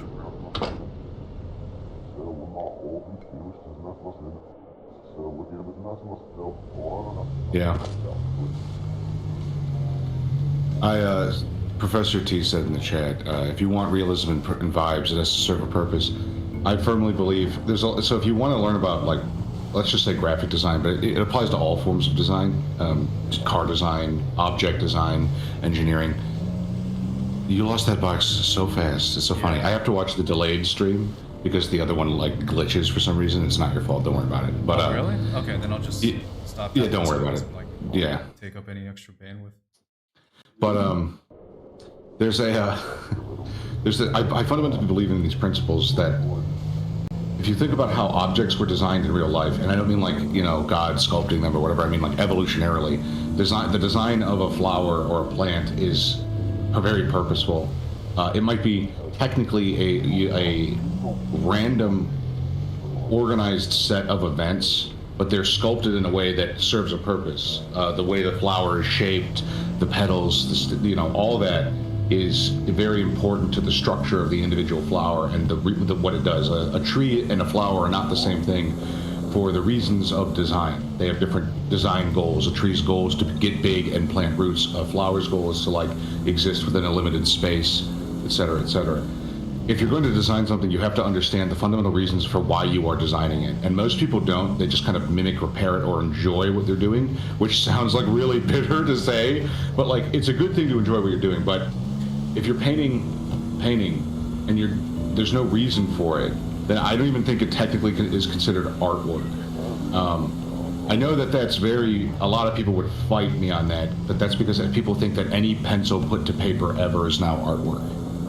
There was like a really cool image, like I saw a long time ago that like it like compared all the different like tarot cards and like their motivations for doing like art, or like what they considered art, and I thought it was pretty interesting that there were like at least 16 different ways of like people talking about it. You know, where it's of course, going from like animalistic, just like it just is because it is, all the way to like I do it to be famous, I do it to find true love in a way, I do it to and there's all the different things. I'm brain dead right now. No, yeah, for me personally, I design things for the higher design. There, you know, I want to push the limits. I want to provide a specific experience. I want to make something that connects to someone on a fundamental level, and it's very rigorous and very painful to do that too. I'm envious of people who can just shit something out on Twitter and enjoy the likes. I'm not saying I wouldn't enjoy the likes, so to speak, but it just isn't my motive. So even when I am successful and I shit something out, I have more of a Miyazaki of like, it is flawed, on to the next flaw. Like, I just can't really like stop that. But if you want to design things, make sure you understand what you're designing. It's very hard to find resources on this too now, because most design books are like, how to mimic this stupid fucking style that everyone else is doing. Step 1, draw a square. Step 2, put the text halfway inside of the square. Like, that's all you like. Bavarian ethnic fight against the Scandinavians coming in. It's just because Swedish design is so prevalent, but it's so samey and gay. Nobody even talks about grid system design anymore. And you like, I mean, there are people that do, obviously, but you should be doing grid system design. You can like Swedish design. You can like global homo if that's really your thing, and you're gonna take it to the next level and elevate it or whatever. But the purpose of like, even the purpose of like global homo design does have a purpose. It's ugly, which is part of the purpose, because it's trying to like lowest common denominator symbols into a digestible format for the unintelligible masses. This is why anyone with a brain who's ever looked at art is revolted by like global homo art style stuff. Abstract expressionists are really important. I actually love expressionist abstract paintings. I love landscapes that are abstract expressionist. I love figures. The problem is that, and there's no problem here, you can choose to do that. There's no problem with that at all. But the purpose of those, even if they don't want to admit it, is still just to break the rules. They know they're doing breaking good the rules for the abstractionist. sake of breaking the rules. I'm like so exhausted by that. Right, and I'm exhausted by it too, but there are really good abstractionist painters who do just that, and they know exactly what they're doing, and they don't have any pretentious bullshit about it, so their shit's good. You know what I mean? Like, they know what they're doing. They're saying, yeah, this is going to be nonsense, but it's going to be organized nonsense. Like extremely intelligent. Yeah, I know what you mean. Yeah, like, just exactly. You like can tell when someone's trying to be like, oh, how original. It's mostly not even about that. It's about originality. You know what I mean? People are obsessed with originality, and I get it because I am too, to an extent. But I study abstractionists all the time. I usually do it more in literature than paintings, though I have a huge collection of inspirational paintings that I hope one day to have a wall large enough to hang them on and the money to buy intricate frames for them so that they all intermesh. But you look at who's a good example of like an abstract painter? A lot of Italian ones that are very, very good, where they just focused on like colors and light and shade and the structure, and it's basically cubic. I not off the top of my head, but so all I'm trying to say is when you're trying to design something, make sure you understand the purpose at its fundamental core, because otherwise you're going to hurt yourself. And it can be very simple. You don't have to be a lofty dreamer. Like, it could be like, I want to make a cool gorilla statue. There's, whatever, man. Like, that's fine. But like, just make sure you understand that you're not like, if you're gonna do something at its core, if you're gonna I'm gonna make this that represents this, that represents this, and it's a twist on this, then you better really understand that. Because you can say, like, you go to Wall Street, a lot of people think, I don't know if you saw it, there's the 7 figures standing on top of the financial building, and the last one is a golden woman that is basically like Satan. And I don't say that like I'm afraid of it or whatever, but like she represents, and she's supposed to be like Mother Earth, but no, of course she looks demonic, because the person who sculpted it, they know what they're doing. And this isn't like a conspiratorial, they know what they're doing. No, the people that are in charge are aware that they're like, these are hedonistic values, and it's a contemporary work. I mean, it's the statue's in fucking gold. Obviously, they know what they're doing. I wouldn't say I like that statue in the sense of I support it being made, because it's a monument to, it's basically sacrifice of hedonism and like cannibalism of your fellow man. But to say it's not a good piece of art is wrong. It's incredible. It's an incredible statement. Putting that on the financial building, the artist who did that, as much as they're stupid and gay and ugly and dumb, they like accomplished, basically, they allowed Wall Street to shame itself, if you know what you're looking for. And Wall Street wanted to do it. They're like, yeah, we want to do it. I think what the tasteless thing, the more tasteless example is the little girl standing up to the charging bull on Wall Street. They installed a bronze little girl that stands up to the charging bull.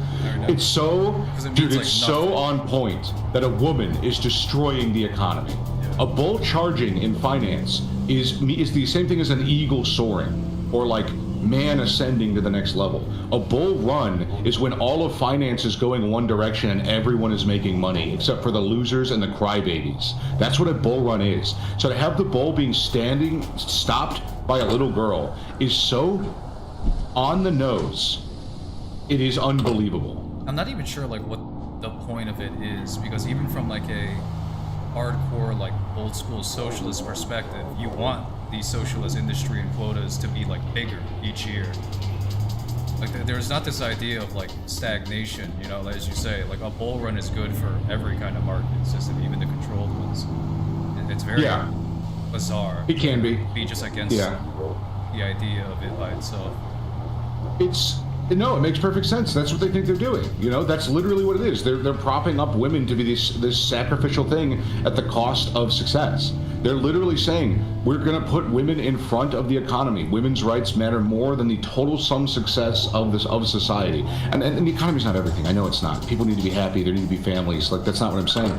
But in this sense, they're saying we're putting women in front of profit and gain and goodness. It's so pathetic. And obviously, again, it's actually a market with just like, stock trading and stuff like that. But a lot of it too is just like, how much can the average person afford a house? It should be relevant for even the guy who wants to go in the woods. Even Kong Ming, if there was a grain famine in Kong Ming's like little jungle alcove, he would also starve to death. It affects him as well. Yes, yeah. Right, no, it's funny because when you say, God, I can't afford a house, I can barely afford to live, then they put the statue of a little girl up, and they're basically saying, yeah, it's women's fault. And and they're right. But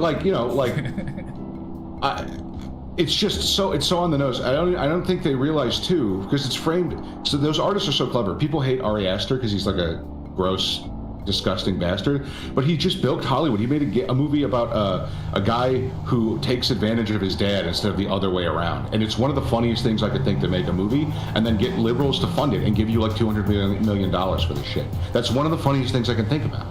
Is like, yeah, I know what these idiots want. They're all like odd. They're all sexually perverse. They all want to see these very specific things. Of course, they want their sacrificial minorities. So I'm going to do it backwards because they won't expect that. And they're like 115 IQs can't resist giving it money. And he was right. And people hate him for that. But I think it's like it's just Andy Warhol level like funny. Bless you. No, thank you. I wasn't sneezing. I was just scared. But yeah, no. I mean, I just don't. Yeah, the statue choice when it comes to like this kind of stuff just doesn't make sense. I mean, you look at even the some of the best like Soviet statues, right? And they're like celebrating like a guy with a hammer, which is, you know, the same thing we should be celebrating ideally. You know, the guy who's like working. I don't understand the idea of like just. Well, to an extent, I agree, but I think we're past the age of toil, so I don't think that works either anymore. I think you have in the Soviet Union. I think the Soviet Union and communism and Christianity are basically the same thing. And I realize that it sounds totally contradictory because obviously communists rooted out and tried to kill Christians wherever. But the reason they did that is because the Soviet people are inherently, I mean, they're called Slavs. It means slave, right? Like, they inherently have this mindset of martyrdom in pursuit of a greater good. So they had to kill Christianity as much as possible because that's just what those people would have defaulted to if they weren't communists, and it was an opposing ideal. And I don't have any problem with venerating the worker, but I do think that, like when Trump says he wants to bring factory jobs to America back, that's a good idea in the sense, but there's also a problem, which is that not that Americans don't want to do them, I think they will do them. I don't think that's necessarily the issue, although everyone is too fat now. The issue is that's only holding society up. It's not pushing it forward. And I don't mean to sound like a hyper-progressive when I say that, but what I mean by that is bringing jobs back to this country is good, but it is not enough. And just getting everyone back to work doing essentially mundane tasks that should, in a perfect society, be automated away, that isn't really a fix. And we're at this really weird crossroads where we should venerate people who are working hard, and we should also venerate people who are working smart. That's important too. But there's no incentive to work hard. And I don't just mean like you shouldn't do it because of money reasons. I mean, you'll be behind.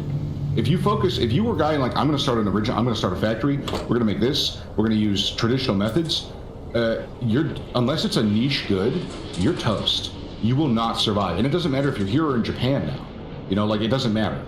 So I don't know if that's just a symptom of humanity. I don't know. I don't like venerating the worker, not because I hate workers or I look down on them, but because I don't think that we should also venerate toil. We venerate Jesus because of his sacrifice. That's important. You know, that's like the most something someone can give for someone else. That's very important. It's an interesting distinction to think about. Because he didn't haul that cross for nothing. He didn't haul that cross just to haul the cross. He hauled it to destroy the natural order of things, to turn over the money tables, to give man a second chance, right? And this is why I brought up the Soviet Union. They're doing it wrong. They're just venerating the toil. What is Russia throughout all of history? They don't have high levels of innovation. No offense to the Russian people. They have natural resources that they are very, very good at going in and sending in toiling hands to extract. But that doesn't lead to a better society necessarily. It leads to a level of self-sufficiency that's important, but you still are essentially a large serfdom. And God damn it. Yeah, is that what we should be? I don't know. I still have to think about, you know, the conclusions to kind of make from this or stuff like that. But I think, I mean, not even to pick on the Slavs too much.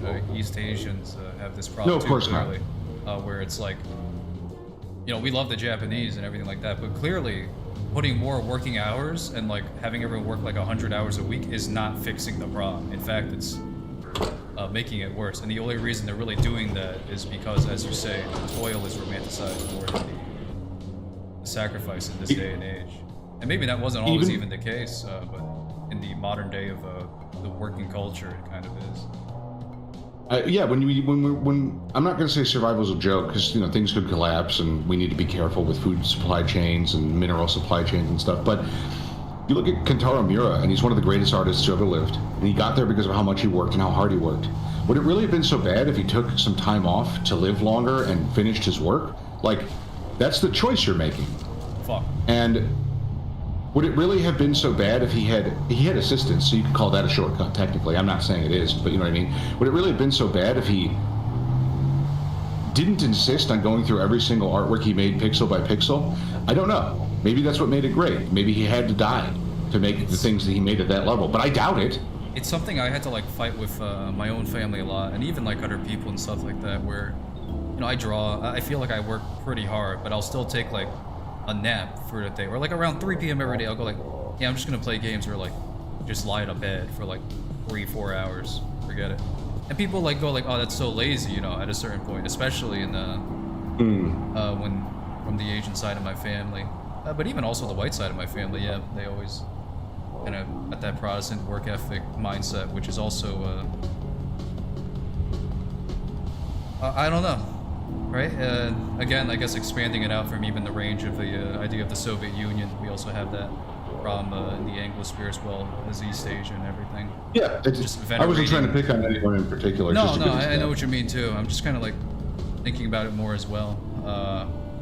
But there's the idea of like, if I'm not like spending every second of the day in front of the computer, people assume I'm doing a worse job, and it takes a monumental amount of kind of just fuck it mentality to like not fall to that, for lack of a better word. Yeah, no, yeah. I mean, my 20s I spent doing that. Yeah. I could not fight off my own brain saying you got to be working, you got to be doing more. And obviously, it was very beneficial.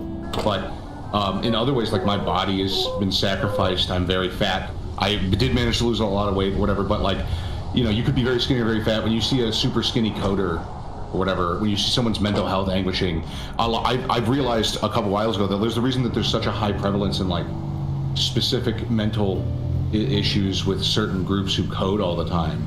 Not to pick on anyone, but everyone knows what I'm talking about now, I hope. It's because their mental health is being destroyed. Think of, like, of course it is. They're just whittling away at the same thing over and over again. They're isolating. It's just not how people were meant to be. And I'm not trying to insult anyone by saying that. Like the saddest thing about that too is like it's both, however we want to say, like high mental work and like low mental repetitive work. That like people are like going on SSRIs and ADHD meds just to deal with. It's crazy that it's hitting everyone from every angle, basically. No like class, whatever you want to say, of job is kind of safe from it. Of like this idea of just medicating it away or attempting to fuck. I agree. I think I was really enjoying watching the bottles slam around in your truck, but I assume something's about to happen. I'm watching to see what happens. Do now? Oh, that's fucked. Oh. You just keep going. You gotta, you know what? Oh, you just keep going. Oh, you just keep going. That's what you're gonna do.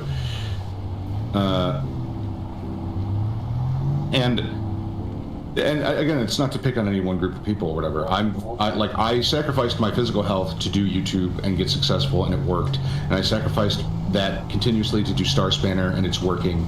And I'm at this point now where it's like, look, I'm getting older. I'm not super old already, whatever, but I'm getting older. My hair is gray at 31. I'm grateful I still have my hair, but like it's like straight up gray. I look like if you don't know and you don't see my face, if you just saw my hair, I look like 50 something. Like it's very clearly taking a toll on me. So I do think the way things are going, we're seeing a slowdown, I hope. Like there's a kind of a rush right now in politics with everything that's going on to smash the system that was built up to strangle Americans. But I'm hoping that we can slow down going forward, because that's really what's killing people. Like everyone always wants to outwork each other all the time, and there's a rush and it's this giant PvP It's arena. a race to the bottom. Yeah. It's a race to the bottom, and We're my dead. methods of not. Oh fuck. No, we're fine. We're just fine. We're fine. We're just gonna. We're gonna say that until we can't say it anymore.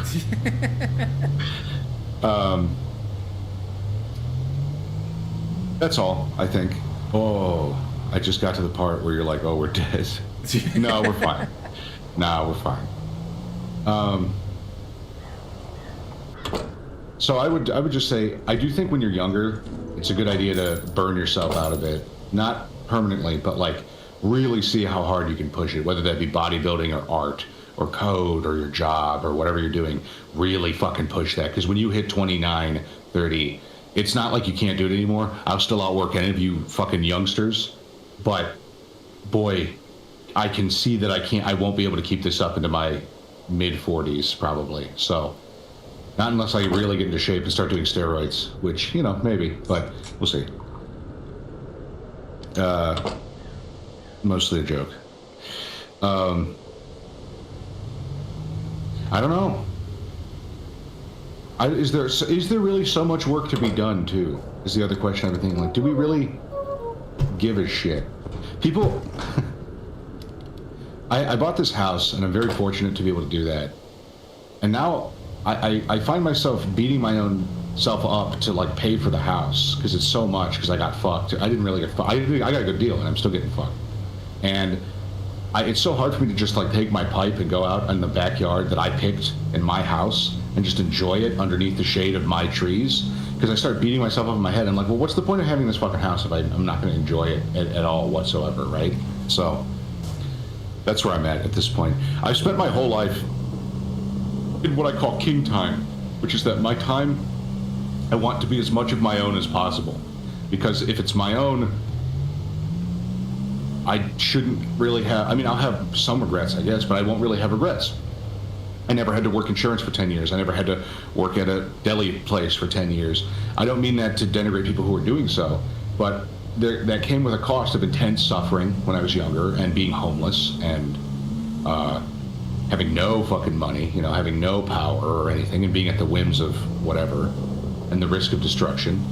And now, after 10, 15 years of doing it, I can say, yeah, I have this kind of figured out for the most part. I'm probably never going to have to ever get a real job, but my hair is gray. So, I guess there's no right way to live life.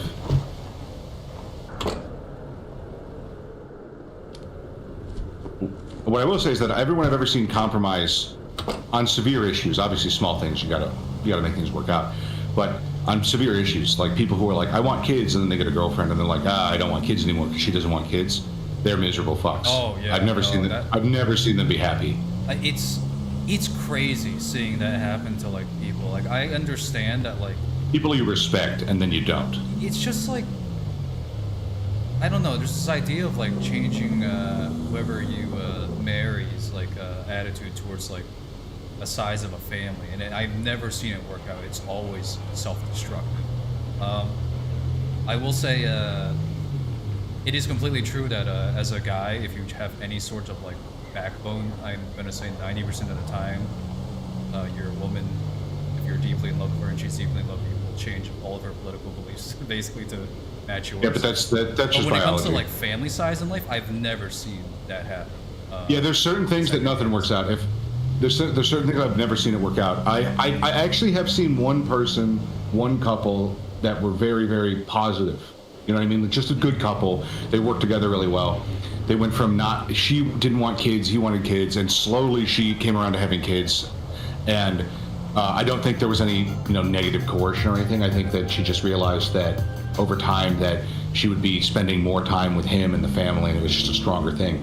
But that's because they worked so well together. I don't think too he pushed on it too hard. He was like, look, when we get to that bridge, we'll come to that bridge, but I know I care about you right now, and this is something I want in the future, and we'll try and figure it out. I wouldn't recommend most people try that, because I don't think most people have the balls to weather the storm of the nightmare of hell.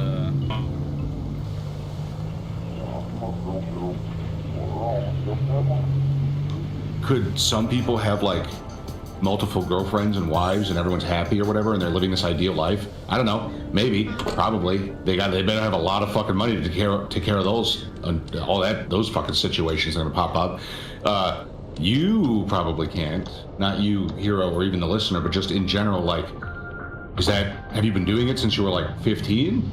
Because if you have a natural inclination for whatever you're doing, yeah, sure, but if you don't, then no. Obviously, you're gonna have to learn everything. Do you really want to suffer through all that? You don't. And you'll fail. So there's no point. And that's just relationships too. You can say the same thing about art. If you want to be a famous artist and you're obsessed with a certain artist and they can draw and you can't draw, I'm not saying don't draw, but try figuring out where exactly your talents lie. It's probably more obvious than you think. And I would go down that route, even if it doesn't have anything to do with art or drawing, and try to find out how it can creatively or financially satisfy your goals. Because for me personally, like, I'm actually not a very good writer. I had to learn how to write, and I'm still not very good at writing. But the eventual end goal of taking Star Spanner is to get into video games, which I think I will be very, very good at. I'm very good at creative design, and I'm very good at like user experience and storytelling, because that's what I've been doing. So while I'm not good at writing, I'm using it as a stepping stone to get closer to something else that involves writing, and I need to at least be competent in it while I go forward. So that's all. I kind of know what you mean there, where it's like, for a while, I did just draw for the sake of it, and now these days, yeah, I mean, that's probably why I got into comics in the first place, but any sort of like storytelling that marries visuals and writing, I'm very interested in these days. However that may be, whether that's a game or a comic. But even nowadays, my mindset's shifted, and I can't really say if that's a good or bad thing right now, but almost every drawing I do now, I feel like, how do I fit this into a larger whole? I used to just do a lot of like pinups of girls, and I still like that. It's very fun to do. But these days, if I do a pinup of girl, I go, how does this fit on a comic page? And that's like part of the reason I do the for adding context. A certain way. Yeah, well, adding context and also just like getting more mileage even out of like a single drawing is the idea. Because yeah, I could just do an art book too, but I don't really think I'm at the level of fame or even skill at the point where I would really feel even confident compiling something like that. But the idea of just fitting these drawings together into something else is very appealing to me these days. And if I'm not it makes sense. That, I feel a little stuck. Everyone has a different way of expanding out their skill set when they finally get bored. You know what I mean? And that's important. So it's good. And it sucks too, because that's where the new failures come in, right? So you just finally get comfortable with something, then you get bored with it. You don't enjoy the successes as much as you should, and then you try something newer and bigger, and you end up shooting yourself in the foot. And it goes on and on. But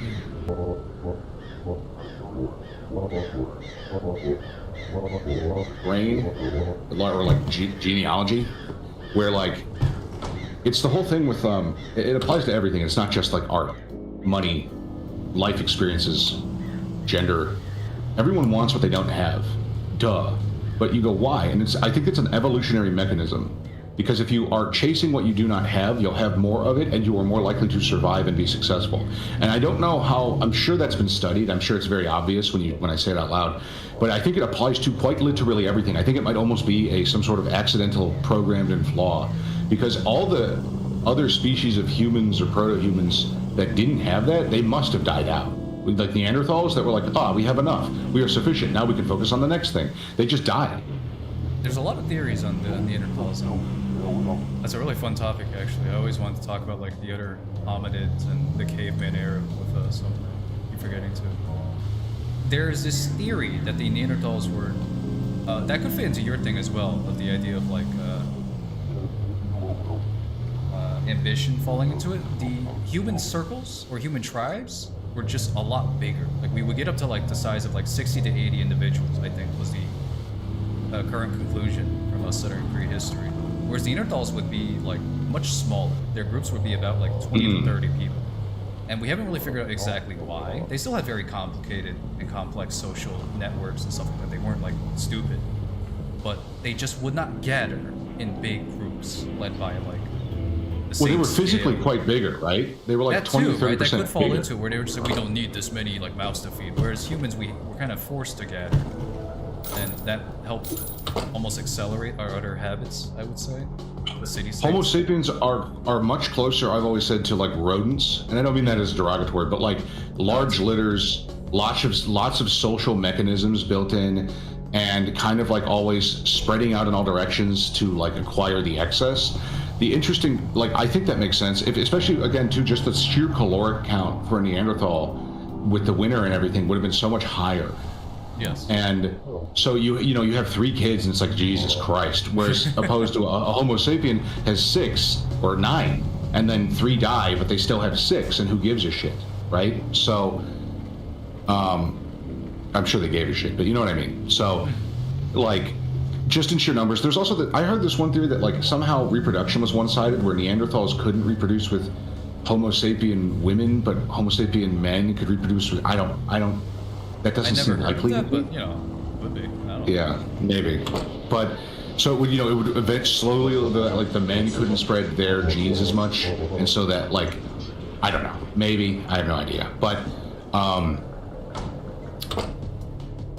yeah, it's odd. I don't know. I'm glad lots of my younger friends are having kids now. Just in general, my friend Will, it's a nice thing, and millennials really dropped that ball. They did not do anything.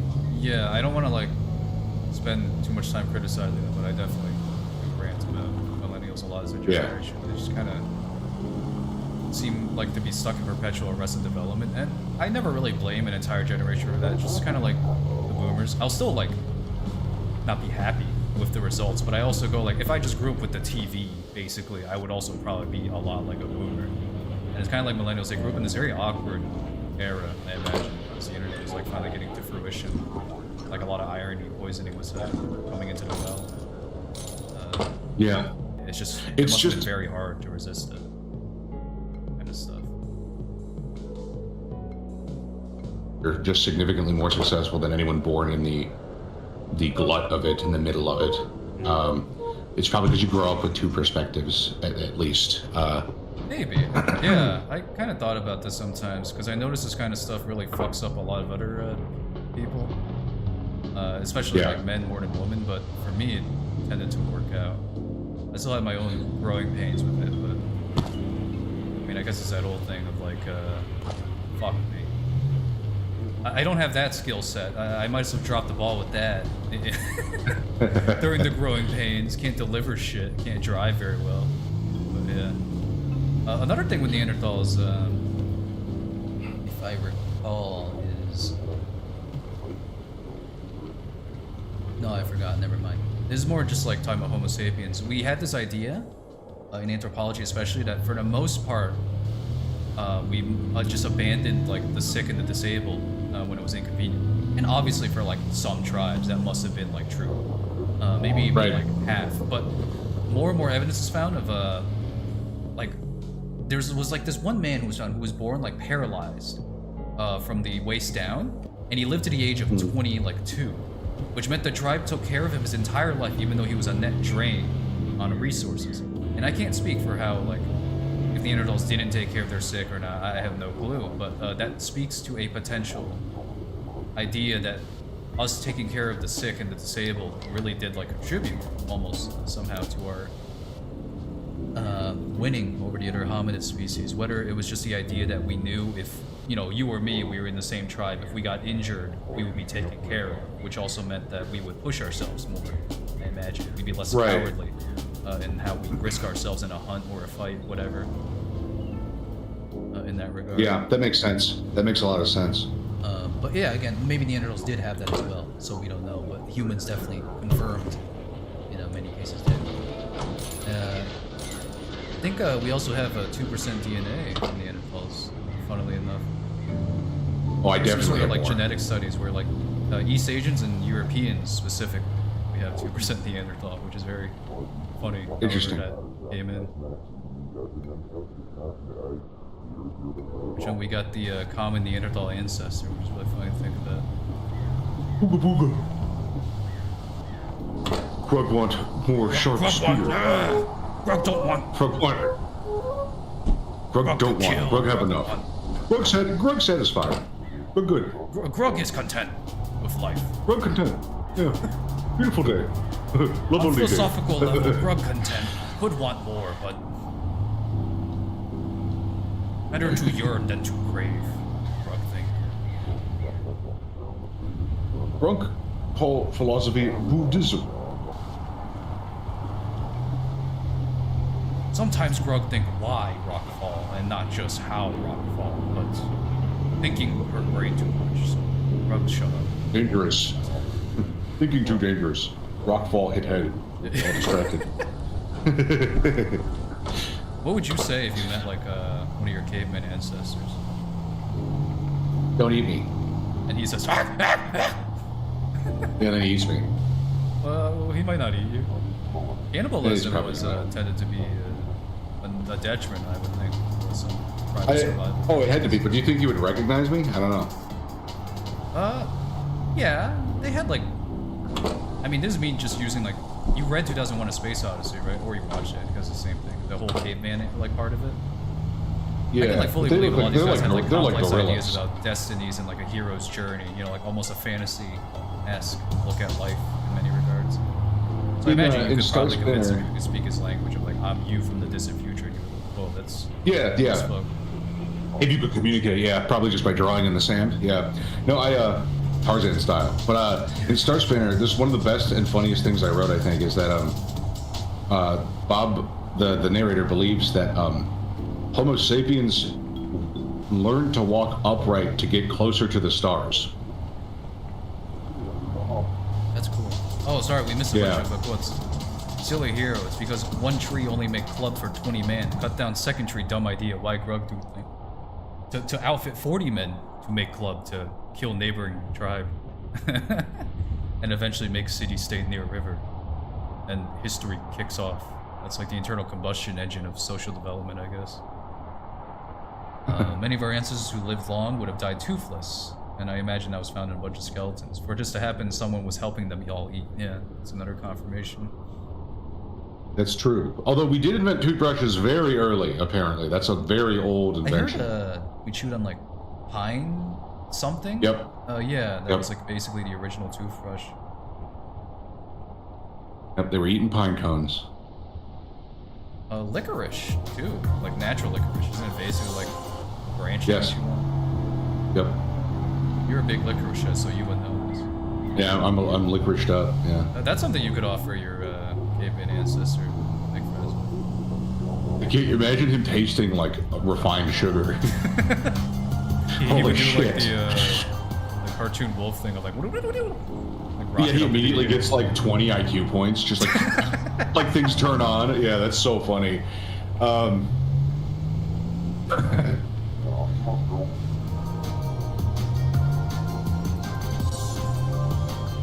I think that's somewhat true too. This is another part of the thing in Star Spanner, but when I was at one point in time, my family took a trip to Alaska, and we went all the way. We went pretty far north, not like, you know, ridiculous Iditarod shit, but we went out. We were out of society, and when you're that far away from any light sources, you can see what the sky looks like for real. And if you've been in a farmland in America, you get like a taste of it, but it is not the same thing.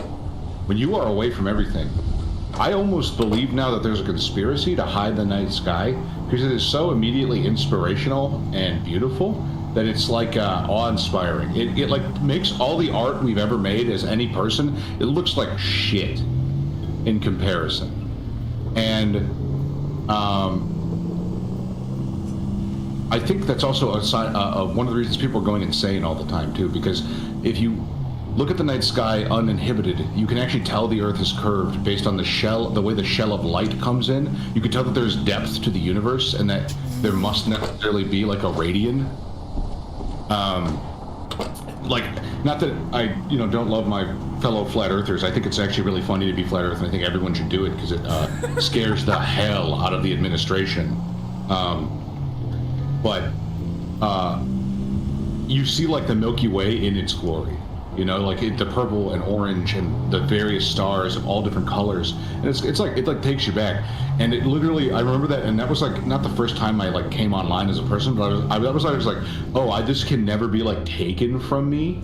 This is like incredibly inspirational. I think I just like sci-fi more now. You know, as a kid I always kind of liked it, but now it's like whoa. Yeah, and that even ties into the caveman thing. Imagine how many of our caveman ancestors just died looking at that like glorious like night sky, whether like violently or non-violently. Just the idea. Right, exactly. Exactly. And you see, you understand immediately. It's like, how did they come up with gods and dreams and all those things? It's like, oh, it's so obvious now.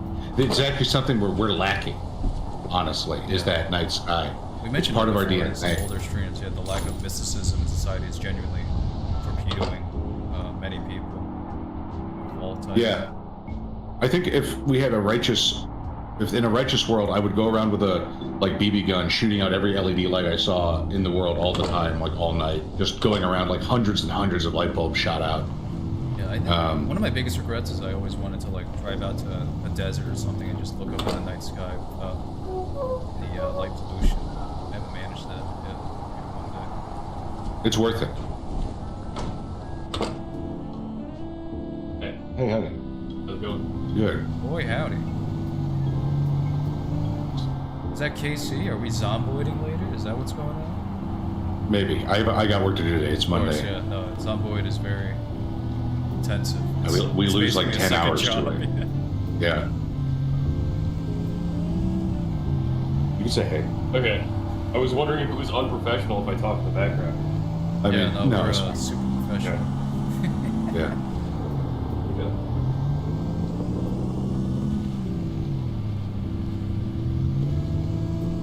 But yeah, every stream becomes a truth nuke stream. I gotta stop ranting. I'd give him a Malboro room. It's okay. Yeah, I also love the mythology that developed around constellations. I like you. If you study mythology, you start studying metaphors, and you understand like one of the most fundamental things about understanding your own existence in the world you're in, and like how wise some of the people that came before you are, and how they can help you, is like understanding metaphorical creatures or places to a very high degree. A really good and quick example is that in the Bible, Abaddon is the angel of destruction, and there's a couple things that you need to understand about that very specifically. One, he is an angel, so he's not a servant of the devil, he's a servant of God. So destruction is natural, it's normal, annihilation is normal. It's a terrifying prospect, but it makes sense. Two is that Abaddon is in the Bible, I believe, I could be wrong about the Bible specifically, but Abaddon is referred to as both a place and an angel. Why? It's kind of odd, right? It seems like an oversight, but specifically Abaddon, being destroyed is something you can feel. So that's the place. You are in destruction. You are feeling destruction. And then destroying things are something you can do. That's the angel himself. That's the man taking form. And when you realize that, destruction as a place is a place you inhabit as a feeling, you start to understand why hell is beneath your feet. Because when you feel sad, you get pulled down. That's it. There's no greater reason, I don't think. And the sky's just a lot prettier than the ground. In most cases. Yeah. It's poetic. You can apply that to everything, even well-designed D&D monsters. Like a beholder is just, I've said this so many times, so I apologize, but a beholder is just a really bad boss. It's a tyrant. They're smarter than you. They have more power than you. They're a slave race or a master race that they make slaves. They have like 5 ways of firing your ass, i.e. killing you, turning you to stone, disintegration, all that crap. That's all a beholder is. It's a bad boss who's watching over your back and screaming down in your face, and it's this weird alien thing you can't really fight back against. So, I would recommend everyone study metaphors. Jordan Peterson, that was one of the best things he did before he went totally insane and started crying all the time, was his maps of meaning. You got to be careful with that too, though, because I don't think Jordan Peterson was schizophrenic, and he definitely is now. Yeah. So you got to be very, very careful. And I don't say that to like shit on him. I mean, like, you can watch a very smart man turn into dust in real time because of a bunch of shit that went on in his life. It's almost So- like a feedback loop sometimes, yeah, if you're not... It is. No, it is for sure. It's a, you know, in like magic, they like, this is forbidden knowledge, my son. Yeah. That's a real thing. That's a real thing. And you Yeah. can, it's like, you know, it's obvious when you say like ayahuasca. Consider like a house of ayahuasca mirrors and forbidden lasers knowledge. just going- Right. You know, consider ayahuasca forbidden knowledge. Consider like hardcore psychedelics forbidden knowledge, because you'll blow your mind's asshole out. And you see people get, you know, for lack of a better land shark term, one-shotted, and they're done. They're gone. It doesn't matter how smart they were, how connected they were, they're just gone. So, yeah. My other favorite land sharkian tweet is, I wish Masato would come back home drunk and beat me Chips up are done. and hold my head. Ships are done? It's done. We still got to render the videos out Tell me how after. That's dope. That's dope. Fucking done. That's dope. 100%. I just got confirmation from my engineer. The ships are done. Yeah. Finally. What was that? In 3 months? Yeah. Not a denigration, just like Yeah. I know. we're here. Yeah. Like, Get I a also good like how lane you're like, shark is I really gotta start good. making every stream becomes a truth news stream, and then you're like, let me break out my codex Of truth news. magical knowledge. Yeah. Ledger tweets are funny, but you can't say a lot of them in this stream. I know, yeah. Like, he's not even like... He has a very pure soul on top of it all. Very, very much shines through, so you can't say quite a few of them. I don't know if I'd say that, but No, he has a beautiful soul. It's very obvious how much he talks up people and everything. maybe. Sometimes he's a bit bitter, and I very much relate to it. Like, I'm really am just supposed to visit most people with like a sword in my hand and ask for a grain tax once a year. He has some other ones where he yearns for an anime girl. I thought those were always very. Oh, that's what soulful means now. Well, the other ones where he talks up his gym buddies a lot too. Those are very fun. Be two-dimensional. You know what I was thinking about, because I've been designing adventures for Star Spanner, and that's such a high metaphorical process if I'm doing it right. You know, it's like a headache, but I love it. And there are ones that are just fun, like you remember that meme video, Mr. Moulton, the Jimmy John's at 14th and 3rd Street is a cabal of Nephilim. I just made that like a Star Spanner one-shot adventure because it's so funny. But like, I'm working on one where, and this is like a joke, but it's funny. What would you really give up to have your waifu? Would you give up your third dimension? Because you can. It's called VR, and you can give up a lot actually if you really want to live in a fantasy world like that. And so there's a high intensity Star Spanner adventure based around like a concept like that. I don't want to give too much away yet. I'm still working on it too, admittedly, but that's it's like funny at first. You're like, haha, these like D&D characters are dying to like anime waifus because they're giving up stuff, and it's like, that's not funny, really. Like, it is funny, yeah, sure. You start thinking about like, that's just happening, man. That's Suckpod. I should call the adventure Suckpod. It's at a certain point I understand the angle of attack of a lot of 2D sort of waifus. I have to say I'm completely like flabbergasted now and then when I see a like normal girl like show off that she got like $5,000 in donations or like a gold like wedding ring from like a random like guy on the web. Dude, that happens always, that happens every day. It's like, I mean, yes, fully meaning to disparage them. It's just like, this woman is like vulgar, she's repulsive, she's like scary in like that regard, and I don't feel any sort of inclination to be anywhere close to her. I just go, ugh, you get the fuck away from me. But for like quite a few people, it's like a psychic field almost that just like sucks away all their money and life savings. I mean, there was some really good like old JCS, good criminal psychology like thing on the.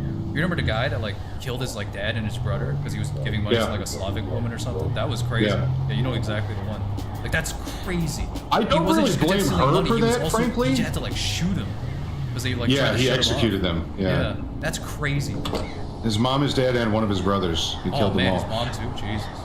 I believe so. I could be wrong, but I'm pretty sure. And I actually, it's funny in that one. That's really funny because that's not. I don't think that was the streamer's fault at all, which is funny because she wasn't gold digging. I mean, she was an She was like sucking away this guy's money, right? But she didn't say like kill him, right? I know what you mean. Well, I don't know, but I don't think she. I doubt. Like, look, don't get me wrong. I'm sure she liked the money.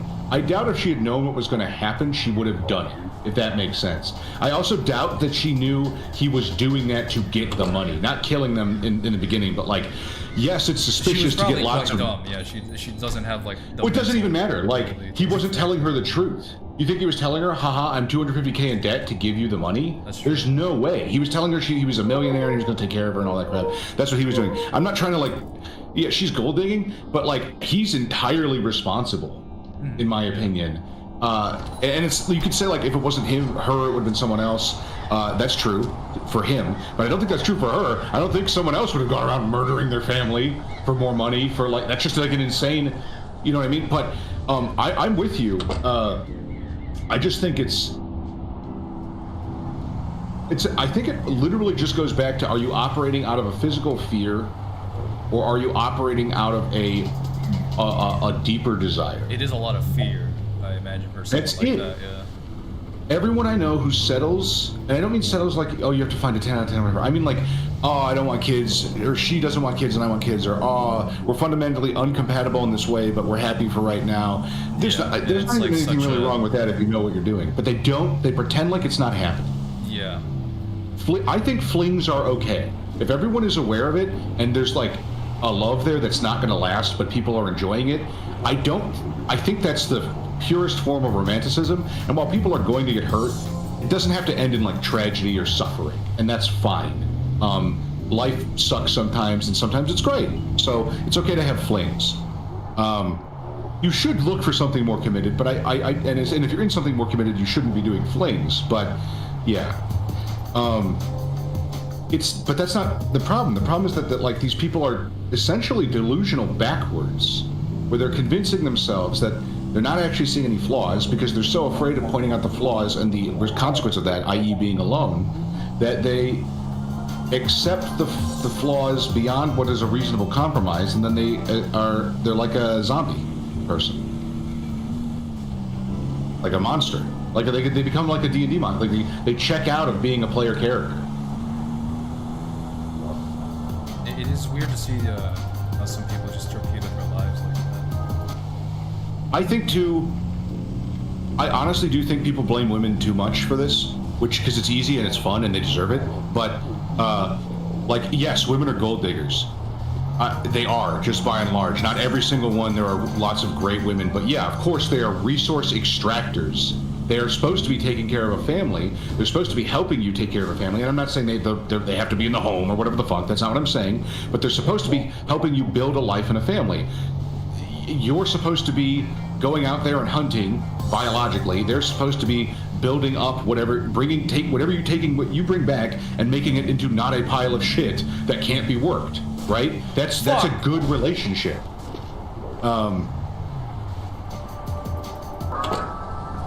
I gotta swear this. No, it's fine. It's funny. I don't know. It's just like that. So that's totally productive, and it doesn't. I'm not even talking about gender roles. If she's the one breadwinner and you're the homemaker, I don't care. Like if you're there's a successful recipe for a team, which is someone focusing on the defensive and someone focusing on the offensive, and maybe you have different types of offense and defense, so you work on different things. There's no one recipe for success, but like. This sort of blind consciousness, this blind compromise, which Bob or Bog, I don't know how to say it. Friend who has girlfriends for 6 years. They're just together out of convenience. They don't plan on getting married. If that's what they want, I guess whatever. But I doubt they're really happy. Yeah, I would be surprised. I mean, not to. I guess I just won't specify who it is. There is this one man I know who I'm very good friend. And it's me. He had a girlfriend. No, it's not you. he's in Europe. But he had this one like friend, or not friend, girlfriend, and they dated for like around that time, yeah, like 6 years. And she kept basically like just saying like, I want to get married, I want to have kids, and he was just like, nah, I don't want to. I I just want to keep this like fun, you know, whatever words you would use for it. And then eventually she dumped his ass, and she immediately got married and to someone like else and like had kids with him, and now she's like very happy, and he's like miserable now, and he just keeps like saying like, oh, I should have married her, man, I should have married her. And it's like, dude, you're like what the how did you, You're an idiot. yeah, like how did you do that to yourself? He's like older than me too and everything, and it's just like, why did you do that? And I'm not saying that everyone's like logical and stuff like that, but it's just like, even he can't figure, it's like, I don't know, I just want to have fun. And it's like, at a certain point, it's just very difficult for me to like comprehend. Hey, bro, did you forget you're gonna die? Yeah, I mean that too. That's usually what it is. I think that's usually what it is. People like push that so far out of their brain that they start being irresponsible, right? Like, and I'm not saying hey, I'm bro, like beyond like making dumb mistakes. I think I just have, I suppose, yeah, a me neither. personality that like makes other kinds of mistakes. I suppose, like I don't tend to treat relationships so casually, but there are other things I treat very casually that other people criticize me for, you know, like especially with career choice and everything like that. So fair enough. I guess we're just all built very differently as men sometimes in terms of like what archetypes. What's we the are. what I love this term. I don't know if I don't think I came up with it. I'm pretty sure someone else. I'm not trying to say I did, but I've said, like I said earlier, that I'm like trying to, you know, I'm on king time, where I'm trying to like have my own time all the time. But it's even more than that too, because you can't always do that too, especially when you start getting older and responsibilities. Like, you just can't. If you have anything worth protecting, you now have to sacrifice your time to maintain it in some way, and that's fine.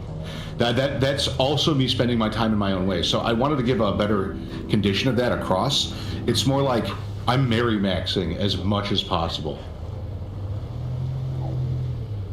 Yeah.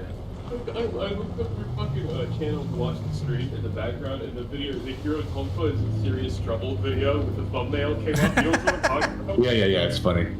Yeah. I didn't know KC was such a fan of that.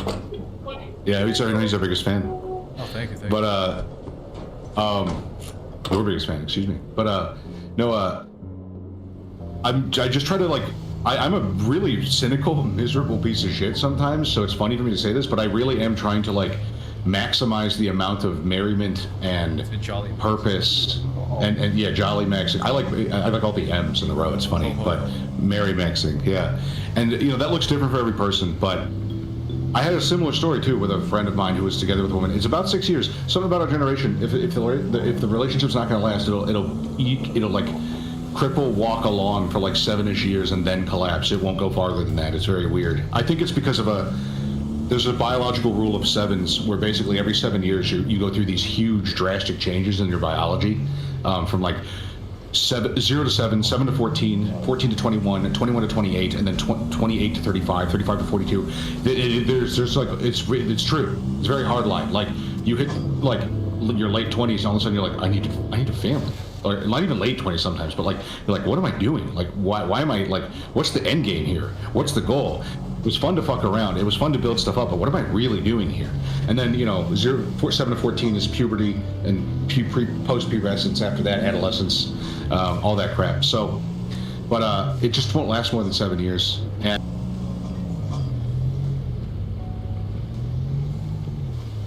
bad 7 years in a row, good 7 years in a row.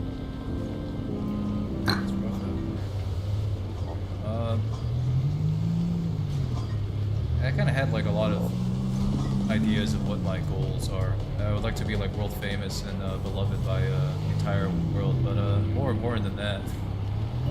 I need this pizza. I think for me, it hit like, it's not the main thing, but when I was like finishing up the Three Kingdoms show, I mean, spoilers alert, but you're already aware, I'm sure, from the Tennessee Wars and stuff, that Sima Yi wins. Yeah. And even though he wins, he's quite miserable in some regards, and then his 8 sons like later on tear up the entire like empire, so that sucks. Yeah. Or 8 grandsons, I forget. But one of the things that this show from 2010 leaves off on is he's old as fuck. He already kind of was, and his like one of his grandsons, who's like a little kid, is just like singing to him in a courtyard. He's like going da da da, And somebody's just going like, oh, can I hear that one more time? He's like genuinely just kind of smiling. At this moment in particular in his life, he's quite content, clearly, for whatever reason or another. But probably, yeah, just spending time with his grandkid. And then he croaks it. He falls over dead in the garden. But then I kind of looked at that and I thought, out of all the lives and like the motivations, which was kind of the point of Three Kingdoms, of all these hundreds of like heroes and characters, almost all of them died quite miserably and in tears. But then I saw Sima Yi's death and I was just kind of like, I think that's it. At least for me, that's kind of like the goal I'm gonna shoot for, frankly. I don't plan to like traumatize my grandkids by just like croaking over dead while they're like singing me a poem or something like that. But I'm like, he was surrounded by his legacy in a certain way, where like knowing that his grandkids were gonna be like relatively okay, at least from his perspective, was yeah. Without the later context, that's not a bad way to go out, and all like the culmination of your life and everything in that regard. It's the same thing in The Godfather. Isn't he playing with his grandkids in Italy and then he dies? Oh, dude, that's spoilers. I didn't finish the Godfather trilogy. Oh, come the fuck on. No, it's in the first one. Oh, it's the first one? Yeah, that's what happens to Don Corleone at the end. He's like, I'm an orange man, and then he dies. Oh, yeah, sorry. I was just thinking about the young guy's wife, like, blowing up. That sucks. Spoilers. I don't remember that at all, but I'm sure when it he was happened. in It's funny. Italy, he picks up, like, an Italian wife, and everything's going okay, but then, like, I think she gets, like, car bombed, and he sees it, and he's like, fuck! So, Halberbog, so you're saying my good friend will be free from his torment soon. Every 7 years is a crossroads, not necessarily a change for the positive. It could get worse. That's the funniest thing ever. But it's 100% true. Every 7 years you're presented with a crossroads, and if you don't face it with honesty and integrity, it gets worse. Your life gets worse, and there's no getting around it. It's just the truth. So, no, he will not necessarily be free from his torment soon. It could get 10 times worse. Because he delayed it. Yeah, because he does something stupid, like marries her, and they're unhappy.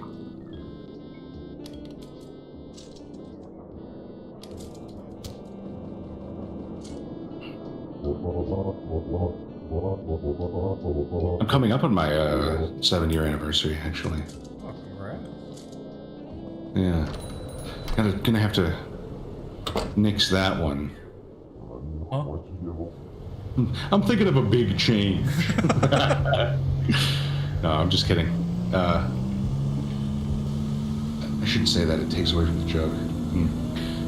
I gotta practice stream speaking again. It's been like 5 years. Stream speaking turns you evil.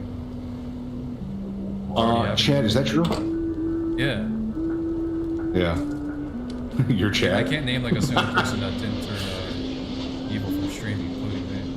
It's because you start consensusing out your opinions and your ideas, so you become like a weird, formless monster that has no true, like, integrity. I'm not even kidding. I'm pretty sure A that's lot what of it it is is. just like, I mean, just show business in general, right? It goes back to the Lindy days where you kind of just outsource your body at a certain point and your voice to entertainment of people other than yourself and your family. And it's what it is. But yeah, I imagine streaming is like show business turned up to 11 in that aspect. Dude, I think I'm gonna die. Oh no, there we go. I made it. It's nice and cold. New radio station. Seek shelter. You are going to die. I really like It's funny how fast you die. these adorable little animals. Yeah, they're bouncy.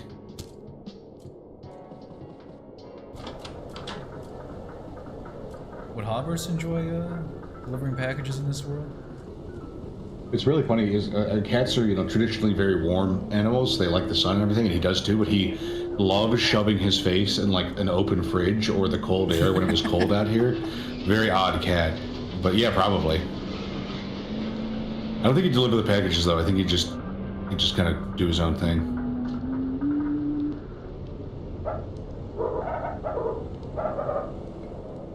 Oh! What the heck? Huh. Okay. was I thinking of? Oh yeah, the idea of like, if like, I mean, we've always like wondered what if like our pets could speak, what would they say? And I think like most cats would just kind of go like, yeah, doing all right. I'm hungry. Yeah, I'm so fucking hungry right now, and I'm all right. This sucks. Yeah, this I'm bored. sucks. Don't touch me. Yeah. Yeah.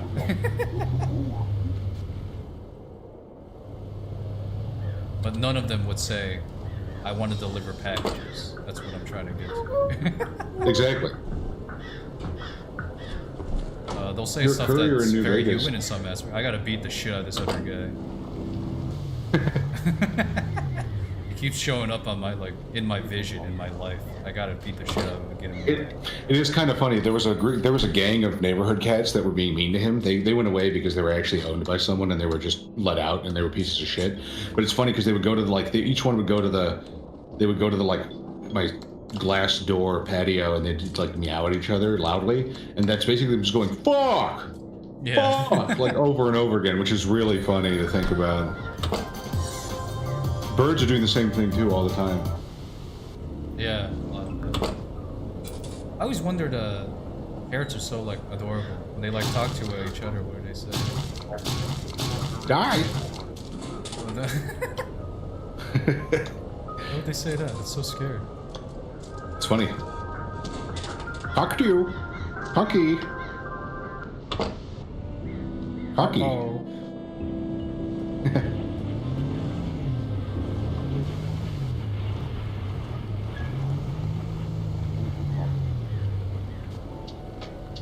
Hey, can you guys pause real quick? We need to get up and get another Coke. Oh. No, but I do think, honestly, I gotta get to work. It just became noon here, and I gotta start getting stuff done. I think this is a good time to cut off the stream too. Thank you for tuning in, Mitch. You really elevated this experience by 3 times at least. Appreciate it. Thank you for the compliment. It's my pleasure. I love talking. It's nice.